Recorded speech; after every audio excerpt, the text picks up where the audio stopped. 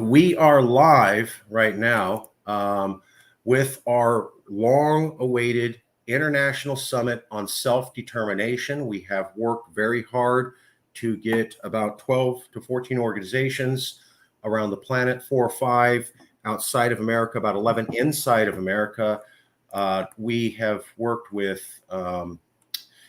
Movimiento de Baja Independencia, Alaska Independence Party, Calexit, Hawaii Sovereignty, Texas Nationalist Movement, Free Louisiana, Flexit, New Hampshire Independence, the Second Vermont Republic, Alberta Independence Party, Junts de Catalunya, and Cape Independence Party. You'll be seeing all those people here today, as you can see in the map to your right, and then the series of graphics on your left. That's the different organizations. As you can tell in the globe up front, we're looking at multiple American states here, all on the periphery. And then we have independence movements that we were talking with who agreed to come out today on at least 3 to 4 other continents. So the key thing, Jason's going to cover this. This is the first one of these conferences in about 10 years.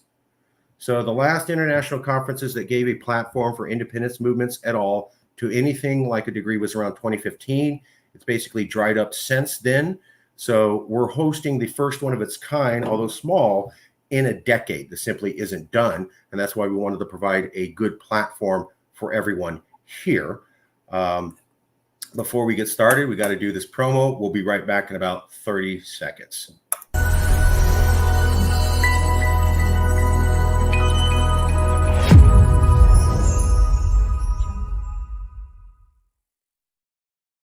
And we're back, and we're going to go to introduction with Jason.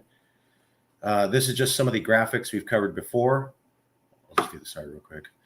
As you can see, we've been doing a lot of promotion for this summit up to this point. And here we are. Here's the itinerary for the summit. I hope everyone can see that. Jason Wright.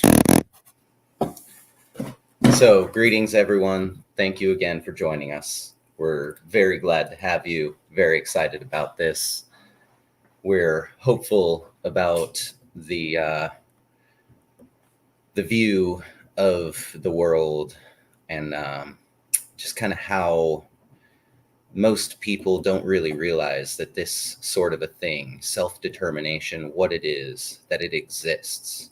And together we are going to teach the world what self-determination is, what it looks like, and how to get it done. So without further ado, typically movements can explain how they lose money subsidizing the host government, or they have resources extracted without receiving compensation. Some movements are able to show that the host country simply doesn't like their region because they are culturally different.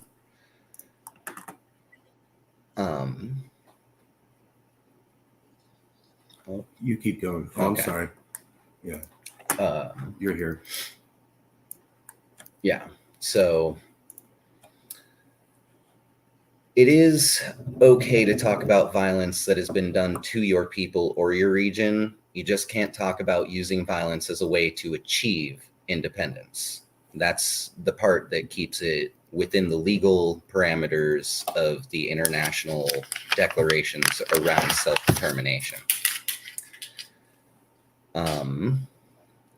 You can make the public feel the pain or grievance that you have, make the public feel that this isn't right, just how you yourself might be also feeling. If you can, please explain how many people in your region are interested in this idea, like percentage-wise or something, whether they are part of your movement or not. There is a reason for this, and we're going to do a fun little exercise to show the world just what the real support, the reality of people who wish to determine their own lives will carry our statistics and everything too. But this is one of the reasons why we asked that if you have any of these fun statistics, please provide them, because we've got something fun in store for everyone who's watching. So after I get done here, we are going to, oh, yes, sorry. Thank you, Marcus. While each, this is just the rules for the proceedings, while each individual member group is giving their 10-minute speech, everyone, including us, will remain muted to prevent background noise and prevent any interruptions. Only those speakers will be speaking at that time. No cursing, racist, sexist, prejudicial language. We're doing this all out of peaceful and legal, so it just wouldn't make sense to spread hate speech.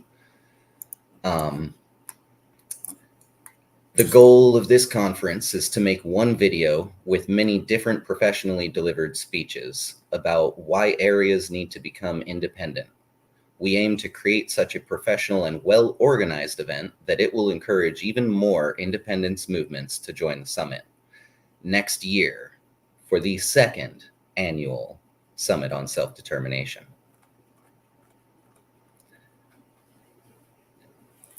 I can do it if you want. Yeah. Okay. So I'm gonna go ahead and turn over to Calexit president and spokesperson Marcus Ruiz Evans. So why are we hosting the summit? This will be brief. First, we want to say this is the first international summit on self-determination. We got Cape, South Africa, Baja Peninsula, Mexico, Alberta Province, Canada, Catalonia, and Spain, along with Texas, California, New Hampshire, Florida, Louisiana, Vermont, Hawaii, Alaska, New Hampshire, all trying to leave America. I want to thank you all for coming. Additionally, we reached out to the Sikh region of India, the Kabyle region of Algeria, New Caledonia, East Papua, Bougainville, Kurdistan region of Iraq, Biafra region of Nigeria, English-speaking region of Cameroon, and Cantonia of China. We also want to thank international world-famous cultural fusion singer Natasha Atlas. We were in talks with her to come and speak today, but she's a world-famous singer, and she's finishing up her current music album, but we're already in talks with her to come and speak at the second summit, and she's an international recognized figure who speaks for independence, and we thought could bring more publicity to the event.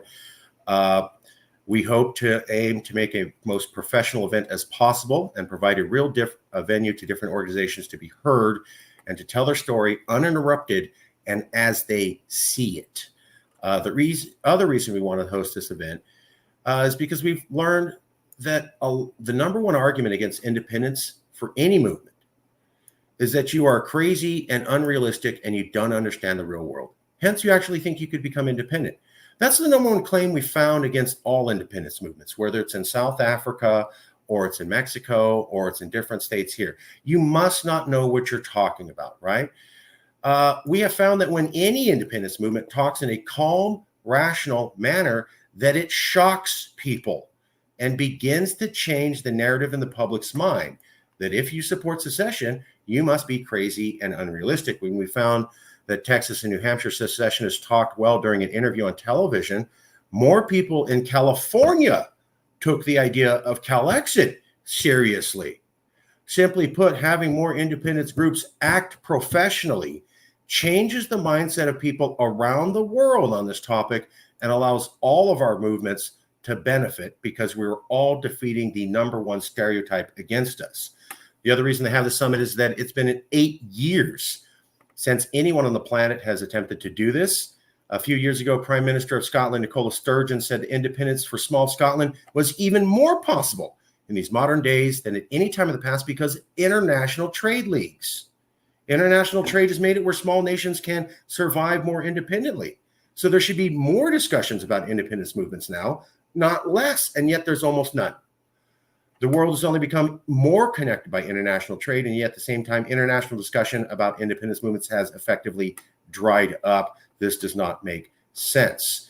We feel this is a strange situation because of a concerted effort by nations to stop democratic dialogue of the people about their inherent right enshrined in the UN Charter to be able to discuss and pursue self-determination. Every nation in the world is part of the UN, and all of them had to sign a treaty that said they would respect the right of international self-determination. It is simply put, therefore, undemocratic to not allow a platform for these sorts of discussions to happen, period. We already told you about this in the past. We held a series of debates for the California governor's recall election. While we didn't support the governor being replaced, we did support democracy. We found that around 40 candidates who were registered for this election, including Democrats and Republicans, were not allowed to have any interview or any debate coverage at all. We found that a travesty of democracy and offers essentially the only venue open for all registered candidates where the public can actually listen to these people in the world's 5th largest economy. We will provide that service here to everyone here. We'll stop there. And now we're going to go to the first speeches. So let me turn this off here. And we're going to go to, can we do, oh yeah. So we'll have to have this as the background, and then you'll be speaking. You'll have your square on the side, but everyone can hear you while we mute everybody else. That'll be on the background. 1 second here. Okay. Already got our first public comment in for apparently Cape, South Africa. Already has some fans participating. That's excellent. Okay, we'll go from there. So first up is going to be Larkin. So Free Louisiana, Larkin Jackson. We're going to mute everybody else. You're going to have 10 minutes to explain why should there be a Free Louisiana? Why is that an okay idea? And what's the point? With respect, I'm going to mute all the other mics, and we're going to have Larkin Jackson speak. Larkin, take it away.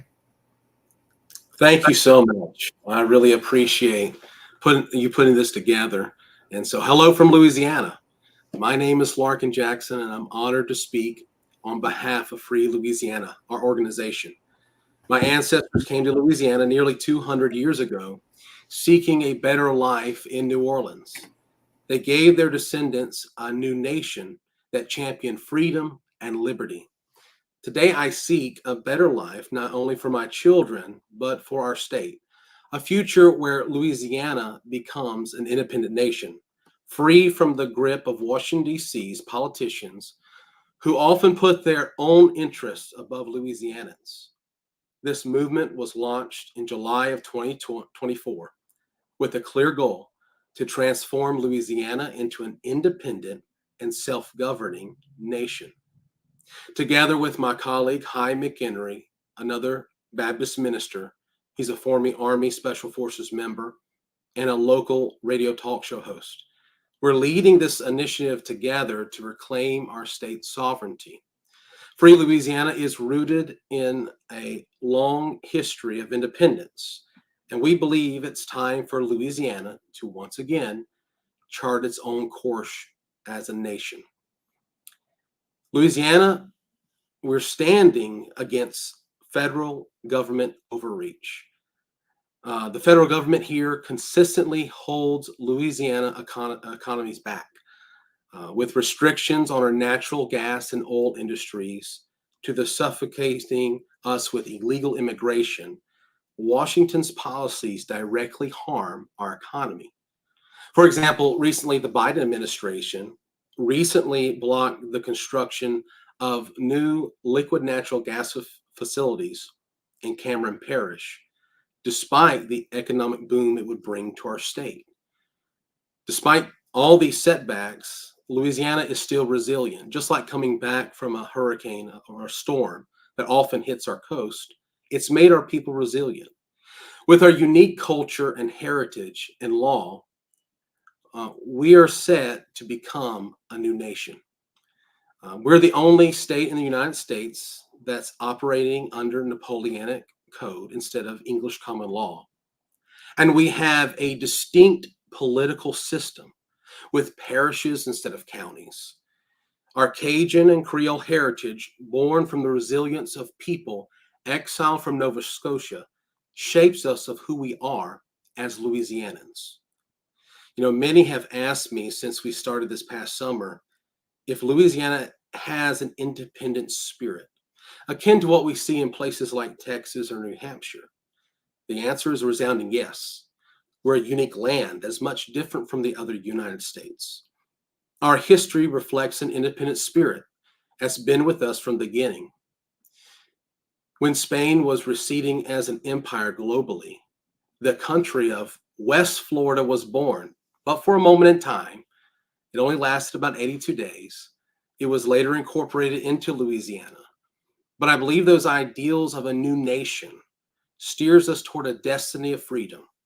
And it's time for us to reclaim control over our destiny in a peaceful manner. In 2022, a poll by Survey USA showed that 50% of Louisianans favor independence. This is not a fringe movement. It's a reflection of the deep desire to see Louisiana become self-governing. And that lives in the hearts of many in the state. In fact, in 2012, a petition by Louisianans saw over 25,000 signatures in support of making Louisiana an independent, self-governing nation.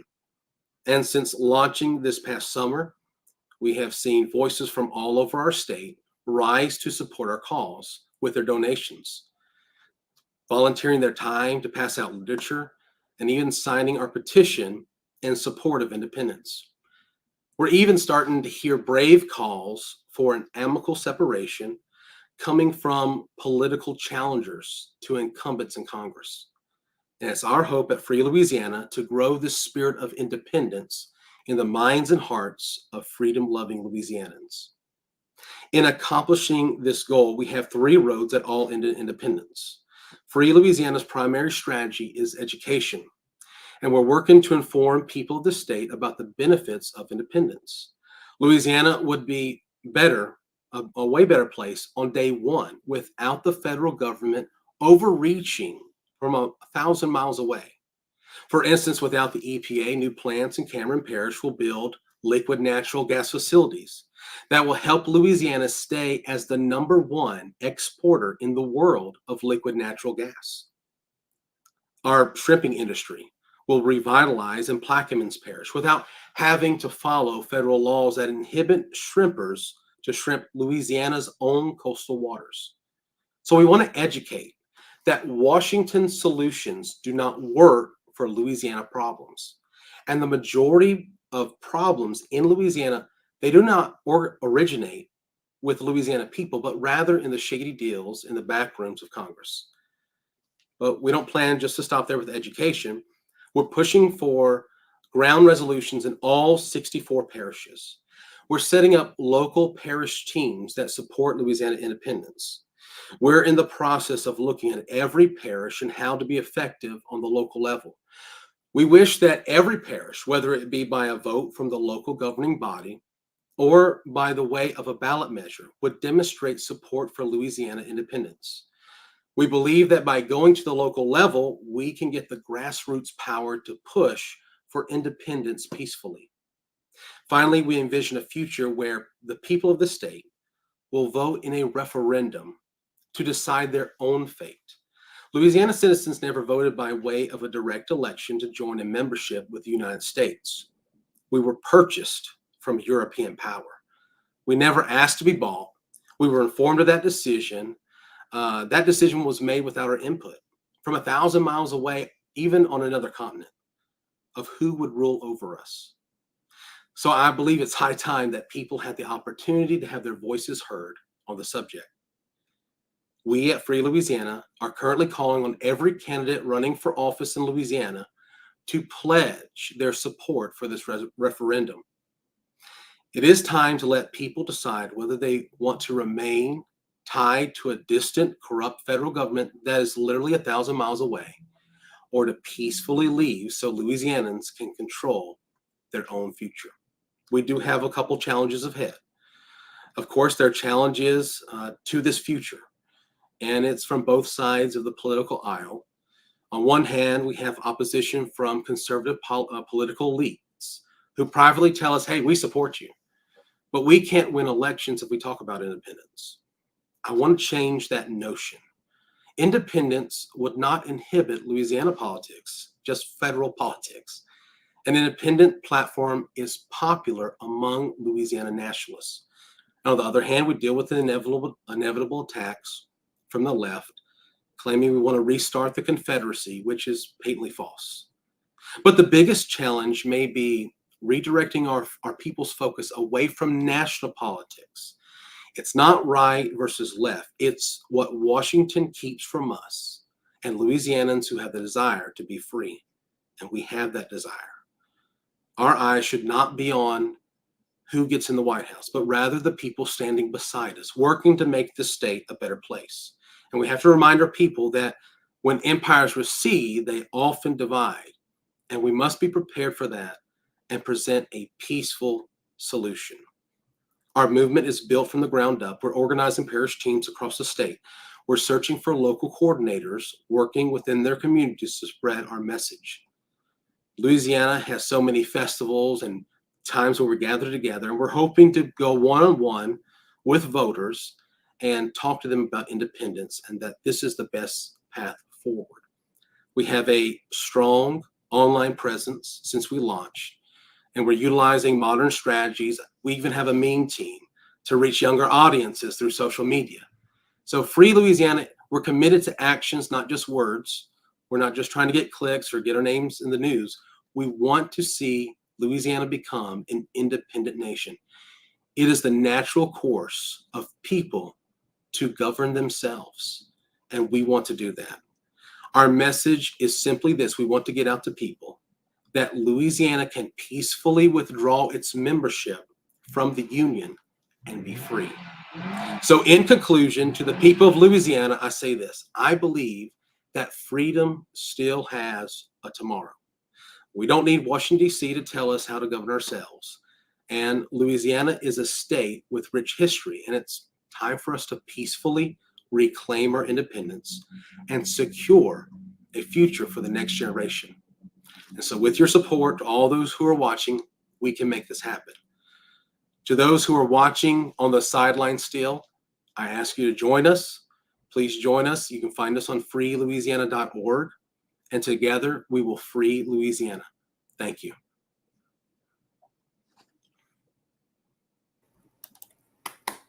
Okay, excellent work. Thank you, Larkin. If anybody has any nice comments, you can share those now. That was great. I just got to say, we're going to go to the next person, but I just got to say, Larkin, when you said empires recede, they often divide.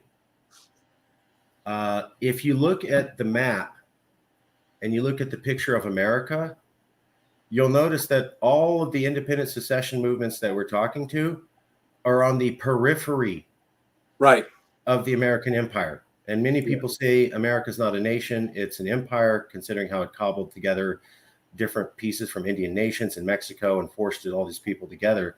So if you look at that, it's like, why are the periphery parts of America the first ones asking to go? And why is nobody in the center doing that? You look at the same thing with Baja, Alberta, Cape, and Catalonia. They're also at the extreme ends. We also want to say thank you to Jay Arias. Jay Arias from Movimiento de Independencia de Baja Peninsula also just joined, so he'll be here in a second. And thank you, Larkin. We're going to go now to Jack Miller, South Africa. Give me a second to create your banner. And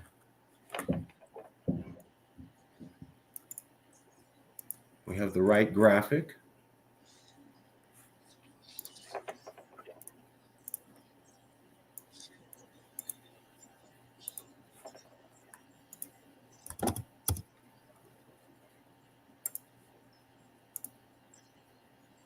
Jack, does that look okay? Yeah, that looks perfect. Okay, we're going to go to Jack for 10 minutes, and then we'll come back with even more guests. Yeah, Jack, you're on. take it away. Your 10 minutes. Jack Miller from Cape Independence Party. Thank you for being here from another continent. Now begins your 10 minutes. We're going to mute everyone else's mic out of courtesy for Jack. He has 10 minutes to explain why is Cape Independence important? Why should people support it in Cape? What's the reasoning behind it, and other associated facts? So, Jack Miller, please take it away, sir, and thank you for coming out. Thank you very much, Marcus, and thank you very much, Larkin. You know, I was having a good chat with everyone before we came on live, and One of the questions I asked is, how long has this been going on in each of your movements?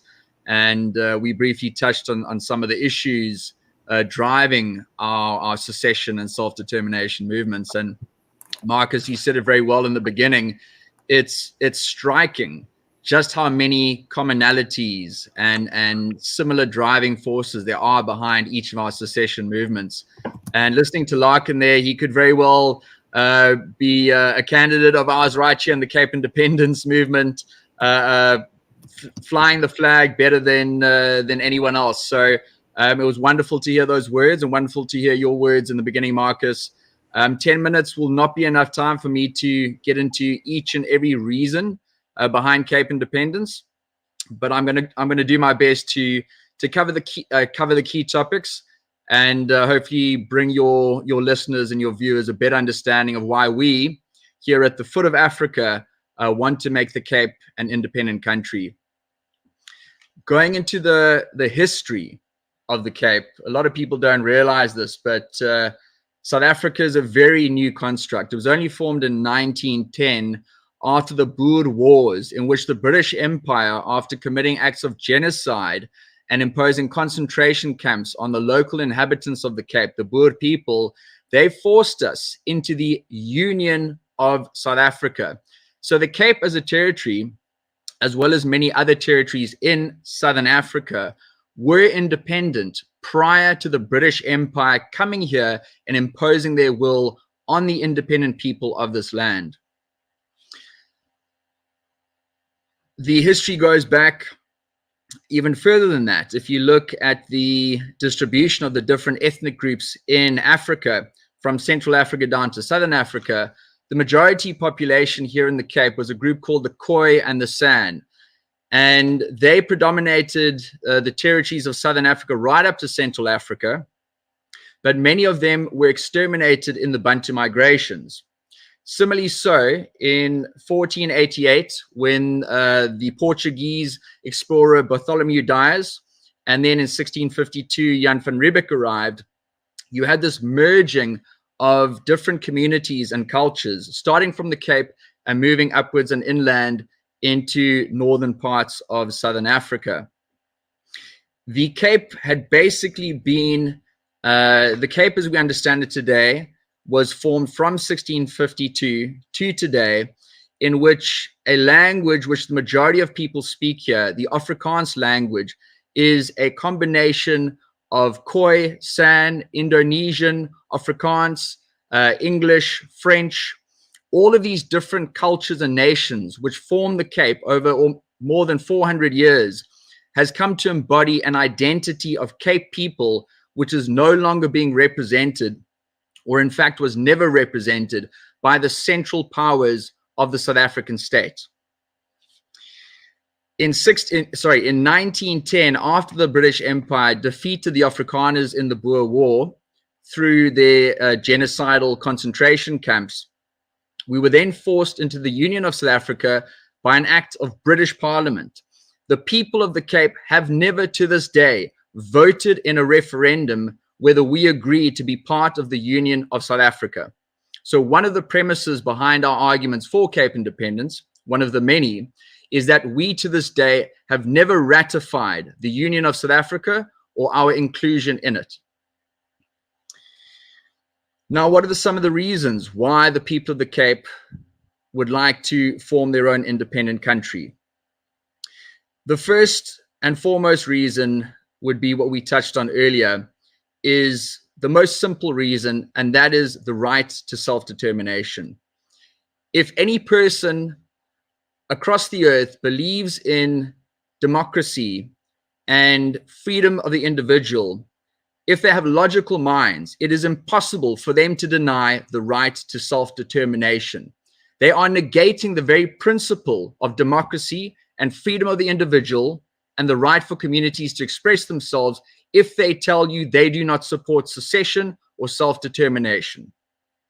Furthermore, this right is entrenched both in the South African Constitution as well as in the United Nations Charters, which we're a signatory to.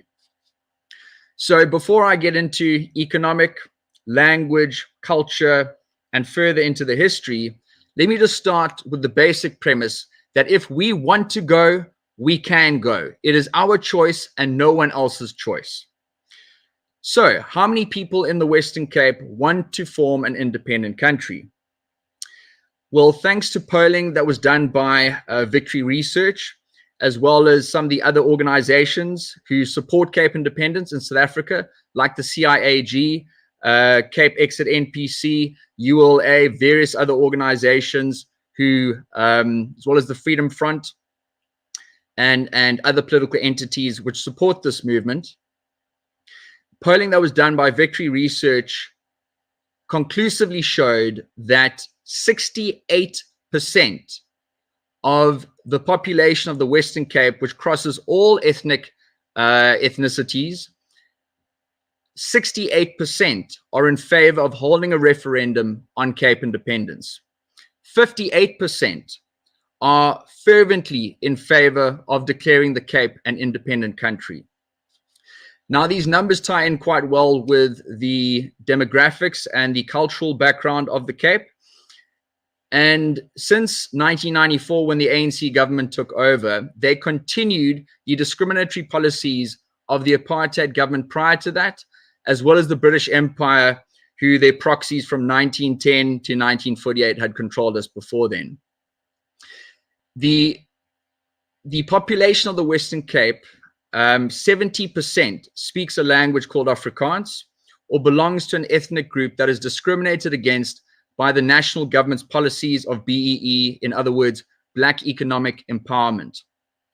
70% of the Western Cape do not agree with these types of centralized and racist policies which have plagued this land, not just in the last 30 years of ANC rule, but prior to that under the apartheid government, as well as under the British Empire. So more than 2/3 of the people of the Western Cape are in favor of having a referendum on Cape independence. Another reason why they have made this decision is that we are being economically exploited by the national government.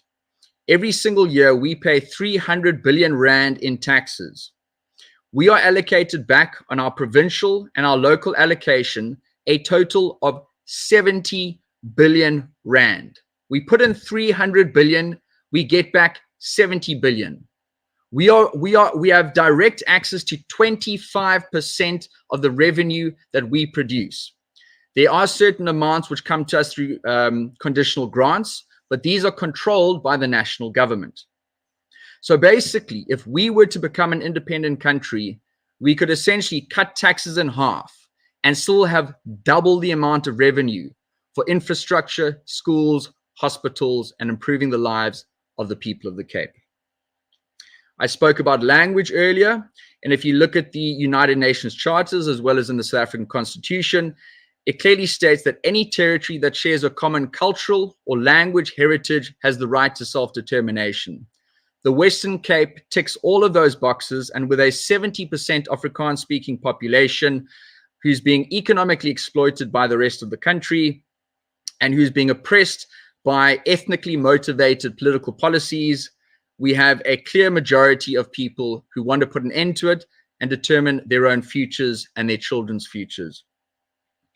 I don't have enough time to go deeper into the history, and I've touched on the legal matters, but I'd just like to say that we here in the Cape are not the only territory within the Union of South Africa which is not in favor of remaining a part of the Union. There is also a very strong secession movement amongst the Zulus in a province of South Africa called KwaZulu-Natal. I'd also like to add that we are one of the few countries, if not the only countries in the world, that have got two independent countries within our borders. If you look at the map of South Africa, we have a massive hole in the middle. It's a country called Lesotho. On the corner of South Africa, there's another hole called Swaziland or Eswatini. These two territories became independent in 1966 and 1968. And that is because we here in South Africa are a conglomeration of naturally independent states. And not only should the Cape be given the right to a referendum on Cape independence, but we would fight for the right for any other territory within South Africa and other parts of Africa. And we certainly support your movements across the pond in your drive towards granting freedom for your people. And it is an absolute honor and pleasure to share this platform with you. And I look forward to walking shoulder to shoulder with you into the future to fight many more battles. Thank you very much, and all the best. Wow. That's great. Thank you, South Africa. Thank you, Jack. I just got to say right off the bat, when you were talking about part of the reason that South Africa is interested in being independent was that it was previously independent. That is the reason why Texas, California, Hawaii, New Hampshire, Vermont, Louisiana have all listed that they were previously independent. So I'm just noticing patterns here that if you had a previous independence, oh, in Florida, sorry, Keith, Florida, sorry, we love you there. And then also when you said, hey, one of the big reasons why South Africa needs to be independent is because we're a donor state, right? We pay more into the central government. We don't get the same amount of resources back. I know that for California, Baja, and Alberta, that was a big thing that they had said too. That's interesting that South Africa, Baja, and Alberta, and Catalan, all cite the same reason for wanting independence. We're donor states. We put more into the system than we get back. Jack, please. Yeah, I just want to add to that. One of the arguments that we've gotten from people, because we're so successful here in the Cape, is they say, just because you guys are so successful, that's the reason you want to leave the rest of us here, under South African rule. And anyone who has done the smallest bit of research into the economics of decentralized political systems as opposed to the economics of centralized systems will understand that heavily centralized governments are exponentially more inefficient than decentralized governments. So for every 100 Rand, or in your case, for every $100 that you give to a highly centralized state, I believe some studies were done where as little as 5%, as little as $5 would actually end up going to the man on the street. So $95 out of your 100 is going to keeping the Leviathan of the oversized state well fed and paying the salaries of politicians and corrupt entities, which are frankly dead weight. So yes, we know 100% that an independent Cape would be far more economically viable than it is currently strapped to South Africa. But equally so, even those territories which are not doing as well economically as us will see an economic benefit if they decentralize their political decision-making process. So we're in favor of self-determination and decentralization across the board. It makes sense from a cultural point of view. It makes sense from a political point of view, a social point of view, and most importantly, an economic point of view.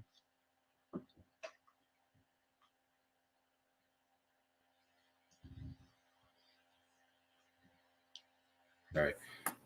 That's brilliant. And what I liked was that, well, that's not spelled right. I like that you were able to be passionate, and that you were able to explain the reasons. This is exactly the kind of experience we want to have. Real quick, Russell Canning. Yes, Dave Ridley is here. Russell Canning from New Hampshire is ready to go. Back to Jack Miller. That's what you commented is exactly why we had this conference. We wanted to have a professional conference where people could come and explain in facts and details and in a serious manner, and then we could have a conversation, right? We just started talking about why are there so many American states on the edge trying to pursue independence? Why are so many foreign provinces trying to break away when they feel like they're a donor state and they don't get treated fairly by the central government? These are patterns that I'm noticing with independence movements around the world. Sorry, comments keep coming in. Jack, you had a lot of support. So happy Jack is in on this forum from Franz J.C. Martins. You also had Carl Bowden and Derek Botha. There was a couple other people in there. So that's going very well. We're going to come up here with Keith Bissett. And give me 1 second here.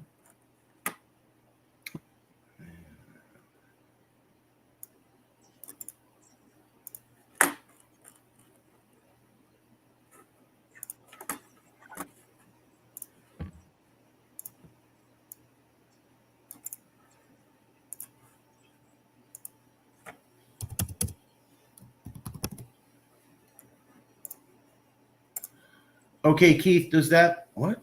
Hold on.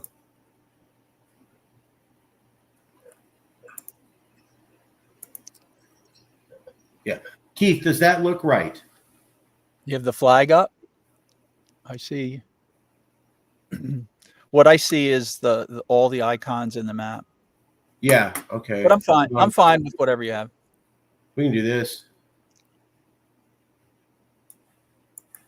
That's great. Sorry, I didn't offer that to everybody else. My apologies. Well, Okay. you just thought of it. I just thought of it. Now, we're going to go to a speech by Keith Bissett from Florida Exit. Why should Florida be independent? What are the major reasons for that? We want to say thank you to everyone else here. We're going to be getting to Pete Peterson from Alaska Independence. Jay Arias from Baja Independence will be coming up. Good to see you, Jay. Dave Ridley from New Hampshire Independence will be coming up. But right now, we're going to go to Keith. Did you want this? Yeah. Is that what you want as the background? Oh, if you have it, you can show it. Yes. We'll have that while you speak. I'm going to talk. If you just want to follow along with what I'm saying. Yeah, and then I'm going to change this to a scroll so that there you go. People can see you. They can see the background. Keith Bissett, you have 10 minutes to please explain to all of us why should Florida be independent? What are the reasons? What are the good thinkings? What are the facts behind it? Keith Bissett, your 10 minutes starts now. Okay. Well, thank you, Marcus and Jason, for doing this. That was interesting hearing Louisiana. And Jack Lacker, that was great. Learned a lot there. I'll do, I don't have a slide on it, but I'll just do a really quick history because we've been talking about that. So Florida was originally settled in the early 1500s, St. Augustine and a couple other cities by Spanish.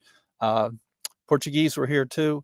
I went through hundreds of years of Spanish rule, basically Spanish colonization, Spanish rule. In the 1763, Spain traded Florida to the UK for Cuba. Spain wanted Cuba then. That's how they got Cuba. That only lasted for about 20 years. Then Spain took back over, and it was pretty oppressed. Eventually, Spain gave up. They were unable to maintain control of Florida. Florida is a pretty difficult interior to travel through for Europeans. The land, it wasn't working out that great. So they just kind of gave it up. And Florida joined the U.S. That was 1819, 1821 in there. That lasted until 1861 when Florida left the U.S. And I'll just point out that in the War for Southern Independence, or as some people in Florida call it, the War of Northern Aggression, Florida was invaded and conquered and then annexed back into the U.S.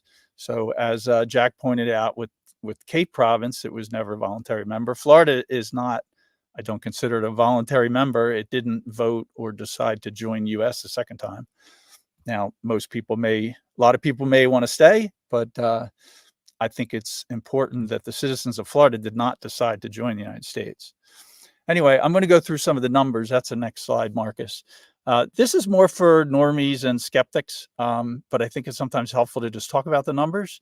So Florida's GDP is 1.3 trillion. Independent Florida would be number 17 in the world, about the size of the Netherlands. Population is 23 million. That's a third in the U.S. Florida's growing about 350,000 a year. Right now, it would be number 57 in the world, about the size of Australia. Florida has the highest domestic in-migration in the United States, people moving from other states to Florida. It's 66,000 square miles. It'd be about 120 in the world, so little under the middle, about the same as Ireland. For import and export, of course, Florida has a lot of seacoast. There's 10 major seaports in Florida. Number 1, Tampa Bay, 33 million tons a year. 2 is Miami. 3 is Port Everglades. They're also, they might be the biggest cruise ship terminals in the world. Miami says they're the cruise ship capital, but I didn't fact check that. There's 1350 miles of coastline. It's number 1 in the continental U.S., a little more than California, but can't beat Alaska with 6,000 something, 6,600, I think. Florida also has 2 of the top 10 busiest airports in the U.S. Food production, there's 47,000 farms and ranches on 10 million acres. It's 8 billion a year. That's the next slide, Marcus. Florida's number one in many of the fruits and vegetables. More than 50% of the U.S. sales in Valencia oranges, tomatoes, indoor plants. There's 1.6 million cattle in Florida. It's number one ranked in tourism searches. A lot of tourism business in Florida. It's the number one most visited state. It's number two in tourist dollars behind California. Manufacturing, it's 12 in the U.S. So the next question, and that's my next slide, is who cares about the numbers? The answer is it doesn't matter. I don't think it cares, but it is useful when you're talking to normies and skeptics to give them the numbers and show that Florida, as well as all the other U.S. states and everybody else here, they would kind of be in the middle of the road as far as countries in the world. But the primary question is that states have the constitutional, the lawful, and most important, the ethical ability, the moral authority to leave the union on their own accord. So the problem, next slide, what is the imperial city, the empire, the deep state, whatever you want to call it? It's Washington, D.C. for Florida and the other states, but it applies to Pretoria and Ottawa and everywhere else for everybody else here. So I can't say it any more succinctly than Thomas Jefferson did in 1776. So I'm just going to quote him. He has erected a multitude of new offices and sent hither swarms of officers to harass our people and eat out their substance. That sounds pretty familiar today. Another great quote from a slightly different perspective, P.J. O'Rourke in Parliament of Whores. Love this one. Also true. Giving money and power to government is like giving whiskey and car keys to teenage boys. All right, the next slide. I want to quote something from Tom Woods in a Mises Institute talk. The question really here overall for everybody is unification better than decentralization? I think that's the fundamental question here. What would be better? What is better for liberty? What is better for the people? Tom Woods brought up a great example, which is Germany. And I'm just going to read this. In the second half of the 17th century, Germany was made of 234 countries, 51 free cities, 1,500 independent nightly manors. By the early 19th century, all three had fallen below 50, and then 1871, German unification. What might the world have been like in the absence of German unification is the kind of question that's not raised. As Tom Woods likes to say, it's not on the index card of allowable opinion, but I certainly will talk about it. So just imagine what the world would have been like if Hitler, if the best he could have done was he managed to get the elected to the mayor of Linz, Austria. And what would the Nazi party, who had power over all of Linz, Austria, manage to pull off? So the unification has a history of problems. Next slide. As we were talking about here, the solution is secession. So end the relationship for the U.S., secede from the Union. For England, secede from the Union. I was looking for a definition of secession, and it turns out all the dictionaries, they're changing it. They like to talk about it as tyranny, as starting a war, etc. So I asked ChatGPT a couple months ago for another talk I was doing. It provided a great definition. Secession is the act of formally withdrawing from membership of an organization, federation, or political entity. That's better than any dictionary definition I could find. I want to point out, till I'm blue in the face, secession is peaceful. Force, violence, war following secession is always because an aggressor objects to losing control. They don't like people taking away their slaves. That's why war starts. So secession itself is a peaceful act, and self-governance is a natural right. Another quote here, Thomas Jefferson again, whenever any form of government becomes destructive of these ends, it is the right of the people to alter or abolish it. So the people have the right to create their own government, period. When the 13 colonies left the United States, they didn't go to the King's Court and beg to leave. They just left. They pointed out that they can leave, and they left. So that same thing applies today. All right, I have one more slide.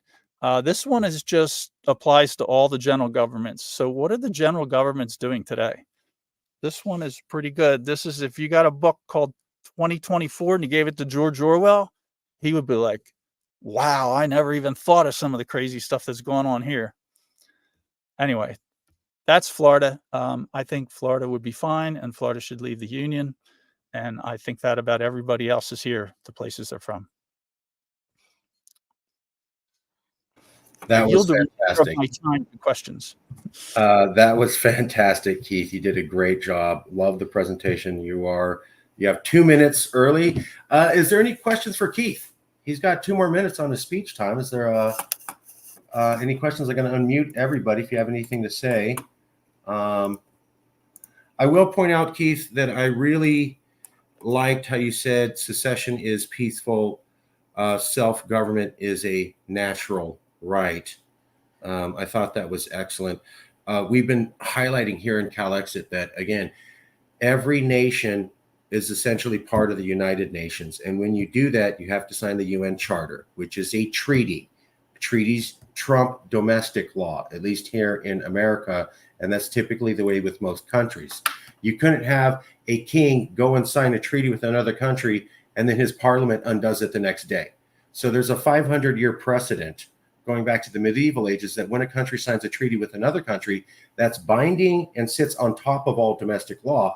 Otherwise, it couldn't work. When you look at it that way, every country signed the UN Charter as a treaty. Means it supersedes all domestic law for every country that's recognized by the United Nations. In that's Article 1, Section 2, the right of self-determination. So every recognized nation who signed is in the United Nations has said, we formally recognize the right of self-determination.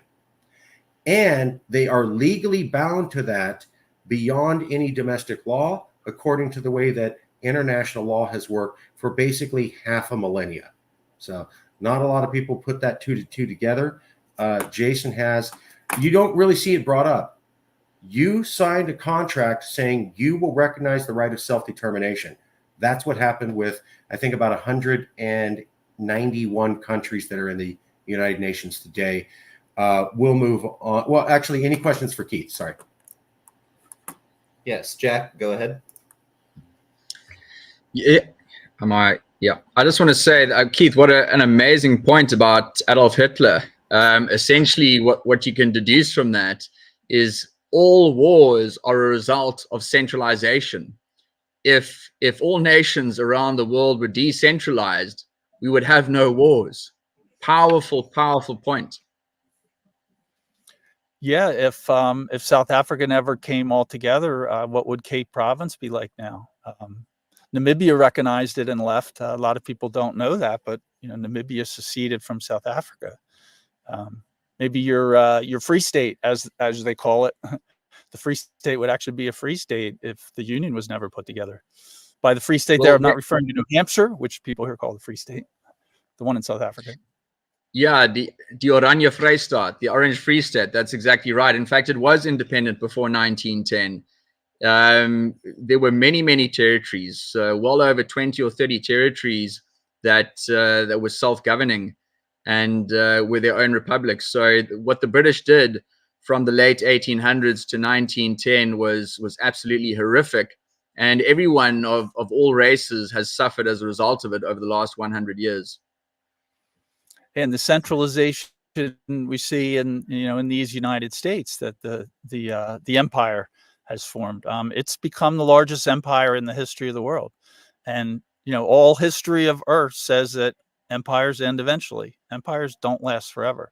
The bigger the empire is, the harder they fall. So my view, as far as the states in particular in the U.S., getting out early will be better than waiting to the end. But the empire will fail eventually. I have no idea when. Predicting the future has a terrible track record. I don't try to predict when a state will leave or even which one will leave first. But eventually, the empire is going to fail. And they're doing everything they're doing is hastening it, not making it last longer.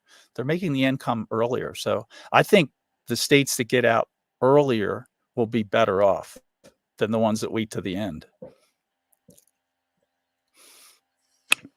Yeah, That's on all. that note, if Alaska managed to take its permanent dividend fund and transfer it into silver, and then managed to secede from the United States, we'd have the ability to start up basically another Federal Reserve or state reserve, if you will.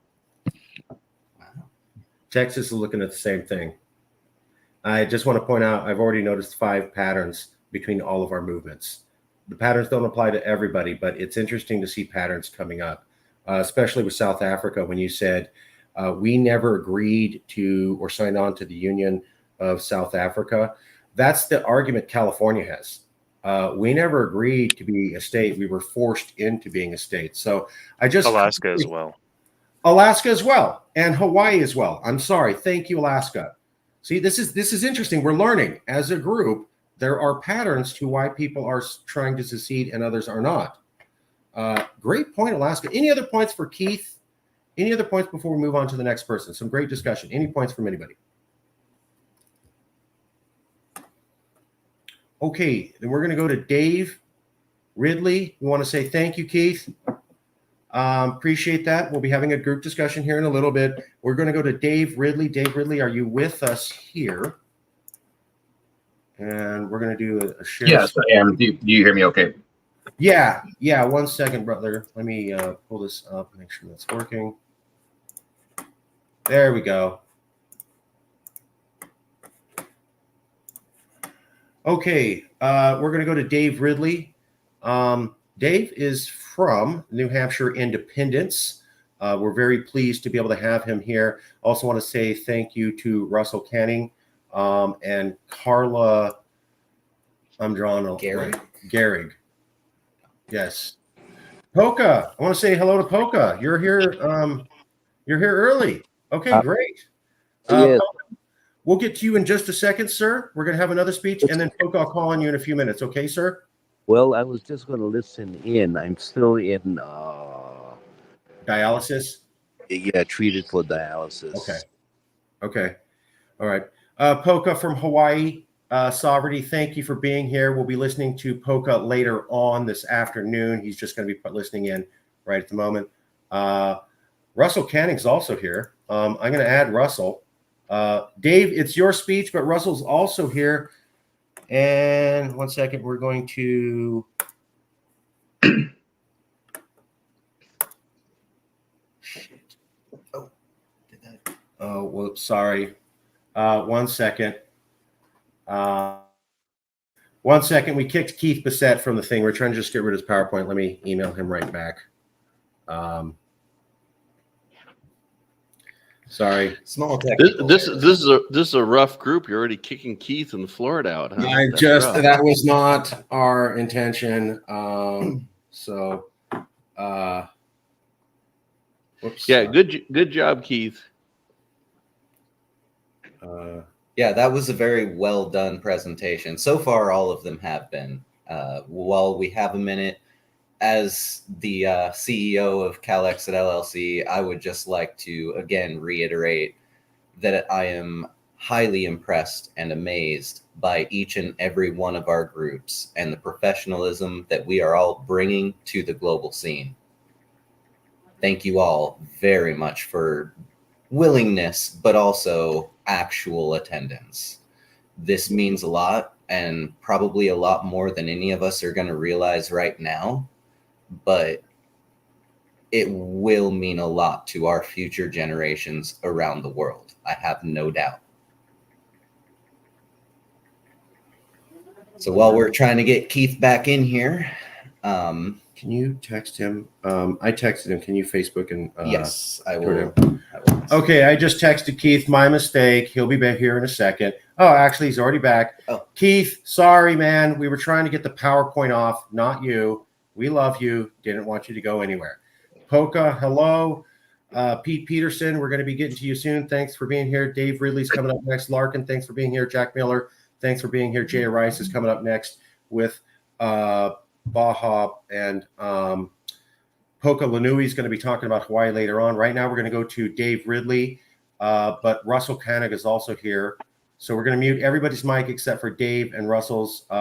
And Dave, it's your show. Russell, you can chime in whenever. Everyone else is going to go muted, and we're going to do that now. Dave Ridley, Your 10 minutes, sir, please. Yeah, Russell and Carla, I'm going to try to end early in case either of you want to add anything.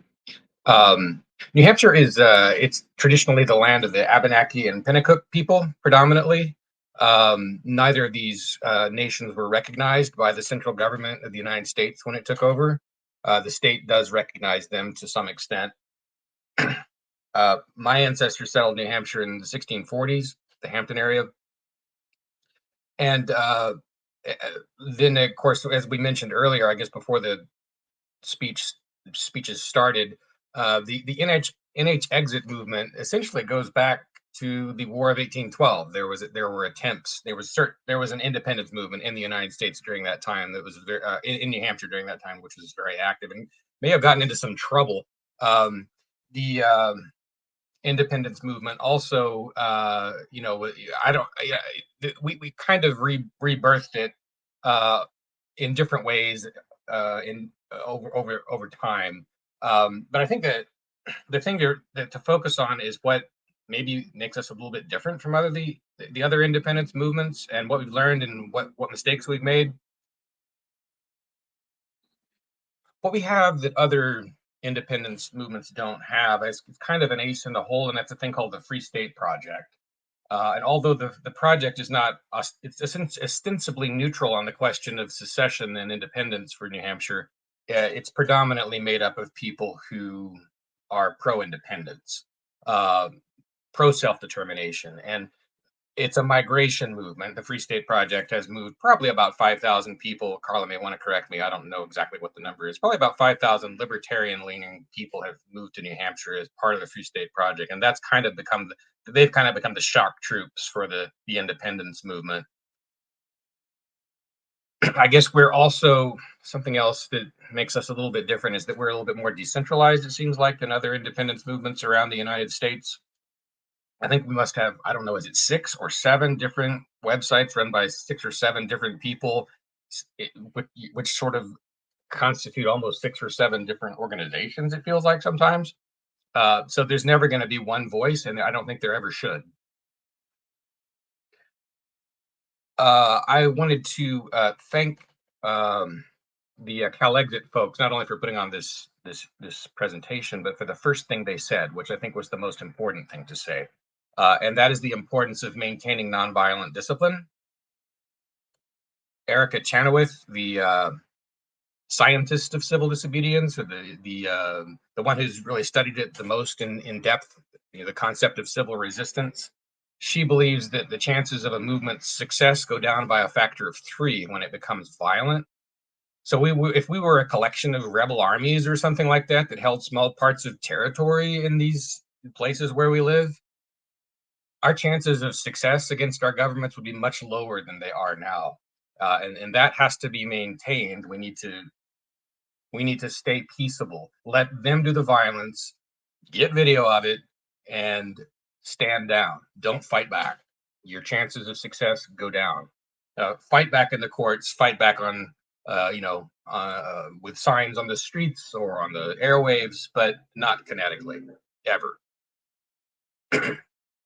Not against your own government.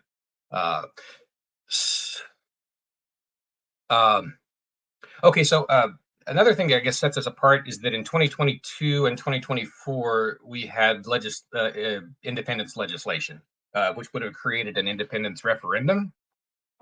In both cases, we were able to take this all the way through the process, which was, it speaks more for New Hampshire's openness and its political system than anything else. But we were able to get 13 votes in the House on the first try and 23 votes on the second try, although it's a little bit more complicated than that. So the number went up by almost a factor of 20, I guess a factor of almost, about 85% over a period of 2 years. Survey USA poll showed 42% of New Hampshireites support an independence referendum. So it's not just a tiny number of people. There's something that the Texas nationalist movements also said that I think is worth focusing on, and that is it's important for us, to the best we to the extent that we can, just make independence about independence. Don't make it about your party. Don't make it about liberty. Don't make it about authority. Don't make it about anything but independence, the right to make our own decisions. The Scottish National Party apparently failed just because it got it made their referendum in Scotland was too much about the SNP and not enough about simply the question of independence. Scotland would be independent today if they hadn't made that mistake. Independence is absolutely awesome. You don't need to add things to it. It's the Hail Mary pass. It doesn't have to be caught, because if you just move in that direction, you start getting positive results from your central government. And the immediate positive results that we got in New Hampshire was just all kinds of publicity for this, all kinds of publicity for our grievances, just because we had this independence movement. And this publicity happened at a period of time when we'd all been sort of deplatformed or thrown in jail or something like that. You know, some of our media, you know, some of our important media figures had been thrown in jail during this period, you know, we all know what happened with YouTube and all the Twitter files and stuff like that. And yet we were able to push through and get publicity because we had this interesting thing we were doing. So you don't have to achieve independence for an independence movement to achieve something successful and useful. I have nothing else to add, and I will turn this over to Russell and Carla if they have anything to add. You can learn more at nhexit.com. Well, that was excellent, Dave. How much time do we have, Calexit guys? You got 3 minutes, so please. Okay, Russell, sounds good. or Carla. Okay, I posted a bunch of links, and you know, part of the reason for us to leave is so we don't have to listen to California anymore. Think about the kind of cars that could be bought in New Hampshire after we secede, and we don't have to comply with California, you know, initiated rules that the feds do to us. Oh, it'll be wonderful. So Dave pointed out some of the special things about us. One of the other things that you will get from locals is New Hampshire won their part of the Revolutionary War in like 2 or 3 weeks, right? We kicked the British out, and they never came back to New Hampshire. They kept fighting in New York and other places, but they gave up on New Hampshire after 2 to 3 weeks. We're a little stubborn. One of the stories they said is during the Revolutionary War, the governor that represented the crown, we rolled a cannon in front of his door, and he just left. He went back to New Brunswick to his other place. So that's what the locals will be talking about, how we're ready for this. The thing that also would help people to understand, Dave and I, and if Carla's here somewhere, I don't think she is. The problem is we're also representing many different groups. We have a think tank called the Foundation for New Hampshire Independence, which is a 501c3. I am not part of that. We have a PAC, which is on the other end of the scale, the New Hampshire Independence PAC, which I am associated with, where we're actually trying to help raise money for and fund our state reps and state senators who support secession, right? We just have a few of them, but we like to be supportive of them. And then we have nhexit.org, which kind of pushes all of the different NHExit groups. We have a new one that Carla runs, which is NHExit Now, and they are putting out the most content. You can see that logo is what you're seeing right there. So that's an excellent website to go to and sign up if you want to get on their mailing list and have people know what you're talking about. And then we have nhexit.com, which Dave runs, and we have nhexit.us, which is run by some of our keen New Hampshire Keeniacs. And then I think that covers all of those kinds of groups. So we have our own special thing going on here. We try to kidnap the Florida guys up here, they need to spend their summers here. We're hoping New Hampshire will become its own funny little country. People have to come on vacation here to see that funny little country up in New England where they wear funny clothes and they don't have any rules. And that's what we're looking forward to. Our main plan of attack is for Texas to leave first, and then we're going to sneak out the side door. That's our plan. Oh, I know who else I forgot. Club 75 Alliance, which is one of those links there. He wants people that make over $75,000 a year to come to New Hampshire, and he wants to ask the federal government to let us go. Most of the rest of us are wanting to push independence ourselves. As Dave was pointing out, mostly we've been going for constitutional amendments that would reverse 1789 and put us back to the New Hampshire Constitution of 1784. And that should do the trick. And I look forward to the question and answer time at the end and hearing the rest of the presenters.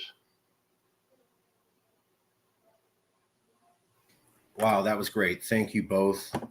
We really appreciate that. Russell Kenning, that was the voice of. Right now, we're going to go to, give me 1 second to set it up, Alaska Independence Party with Pete Peterson. 1 second to put that all together.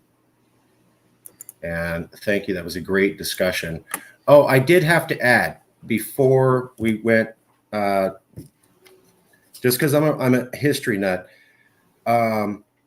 the first concentration camp in world history was the English to the Boers. So a lot of people think that was the Nazis with the Jews. That was the horrible event with the Holocaust. But the actual people who pioneered, let's put all these people in an ethnic group in a camp and concentrate them, was the English. It resulted in massive death due to dysentery and poor hygiene and conditions. For example, they didn't know that you should use a thing called soap. I'm not exaggerating. So a lot of people died. So the first example of what we'd see in 1943 was there in South Africa. Jack, please. And then we're going to get to eat. Well, just 1 second. Jack, please. And there were only women and children in those concentration camps. So literally as barbaric as you get. I'm trying to remember the movie. There was actually an English movie where they covered this. It was by English people, and they actually showed how horrible it was. That movie came out in the last 2 or 3 years. It was some action movie, and they only did it for the first 2 minutes, and then they moved on to, so they covered it, Jack. It was there, but it was like this, and then we're moving on to superheroes. So, and I forget the numbers. If they extrapolate the amount of British pounds it cost the British Army to fight the Boer. So one of the things that the Afrikaans Boer sort of spearheaded in the wars was something called commandos, where they would break up into small units, and the Boer were unbelievable snipers. So they would be sitting up in the hilltops, a group of 5 of them, and they'd just be taking out platoons of the British Empire forces as they were rolling through in their red uniforms. So I'll have to double check the history on this, but I believe to this day it is pound for pound the greatest casualties the British forces have ever lost. It was to the Afrikaans Boer in the Boer Wars. Also, the term commando special forces comes from that period. So the Boer forces were highly trained and highly equipped and very mobile on forces. And this was the time when armies would literally march guys in lines at each other. So the concept of special forces comes from that group. Okay, thank you for the history lesson. Love you, Jack. Awesome piece of history. Absolutely true. Was done to the Boers first, and it was wrong. And it was ethnic on ethnic conflict. The English viewed the Boers as not English. So therefore, it was okay to put them in camps. We would see this played out much larger and more horrifyingly decades later, but perhaps if we had paid attention to the lesson early, we could have avoided the Holocaust. That's the whole point here. So JFK said, and Martin Luther King, justice denied to any person is justice denied to all. They understood that unjust things being allowed to happen means it'll eventually come back on you. So we're going to go to Pete Peterson. And here we go. Pete, let me get your page up. Pete's with the Alaska Independence Party. So what we're going to do is this.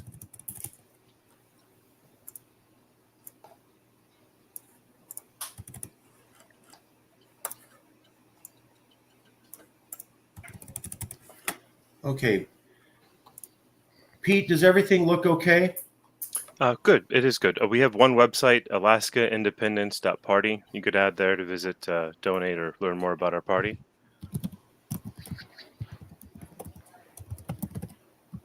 alaskaindependence.party. Yes, sir.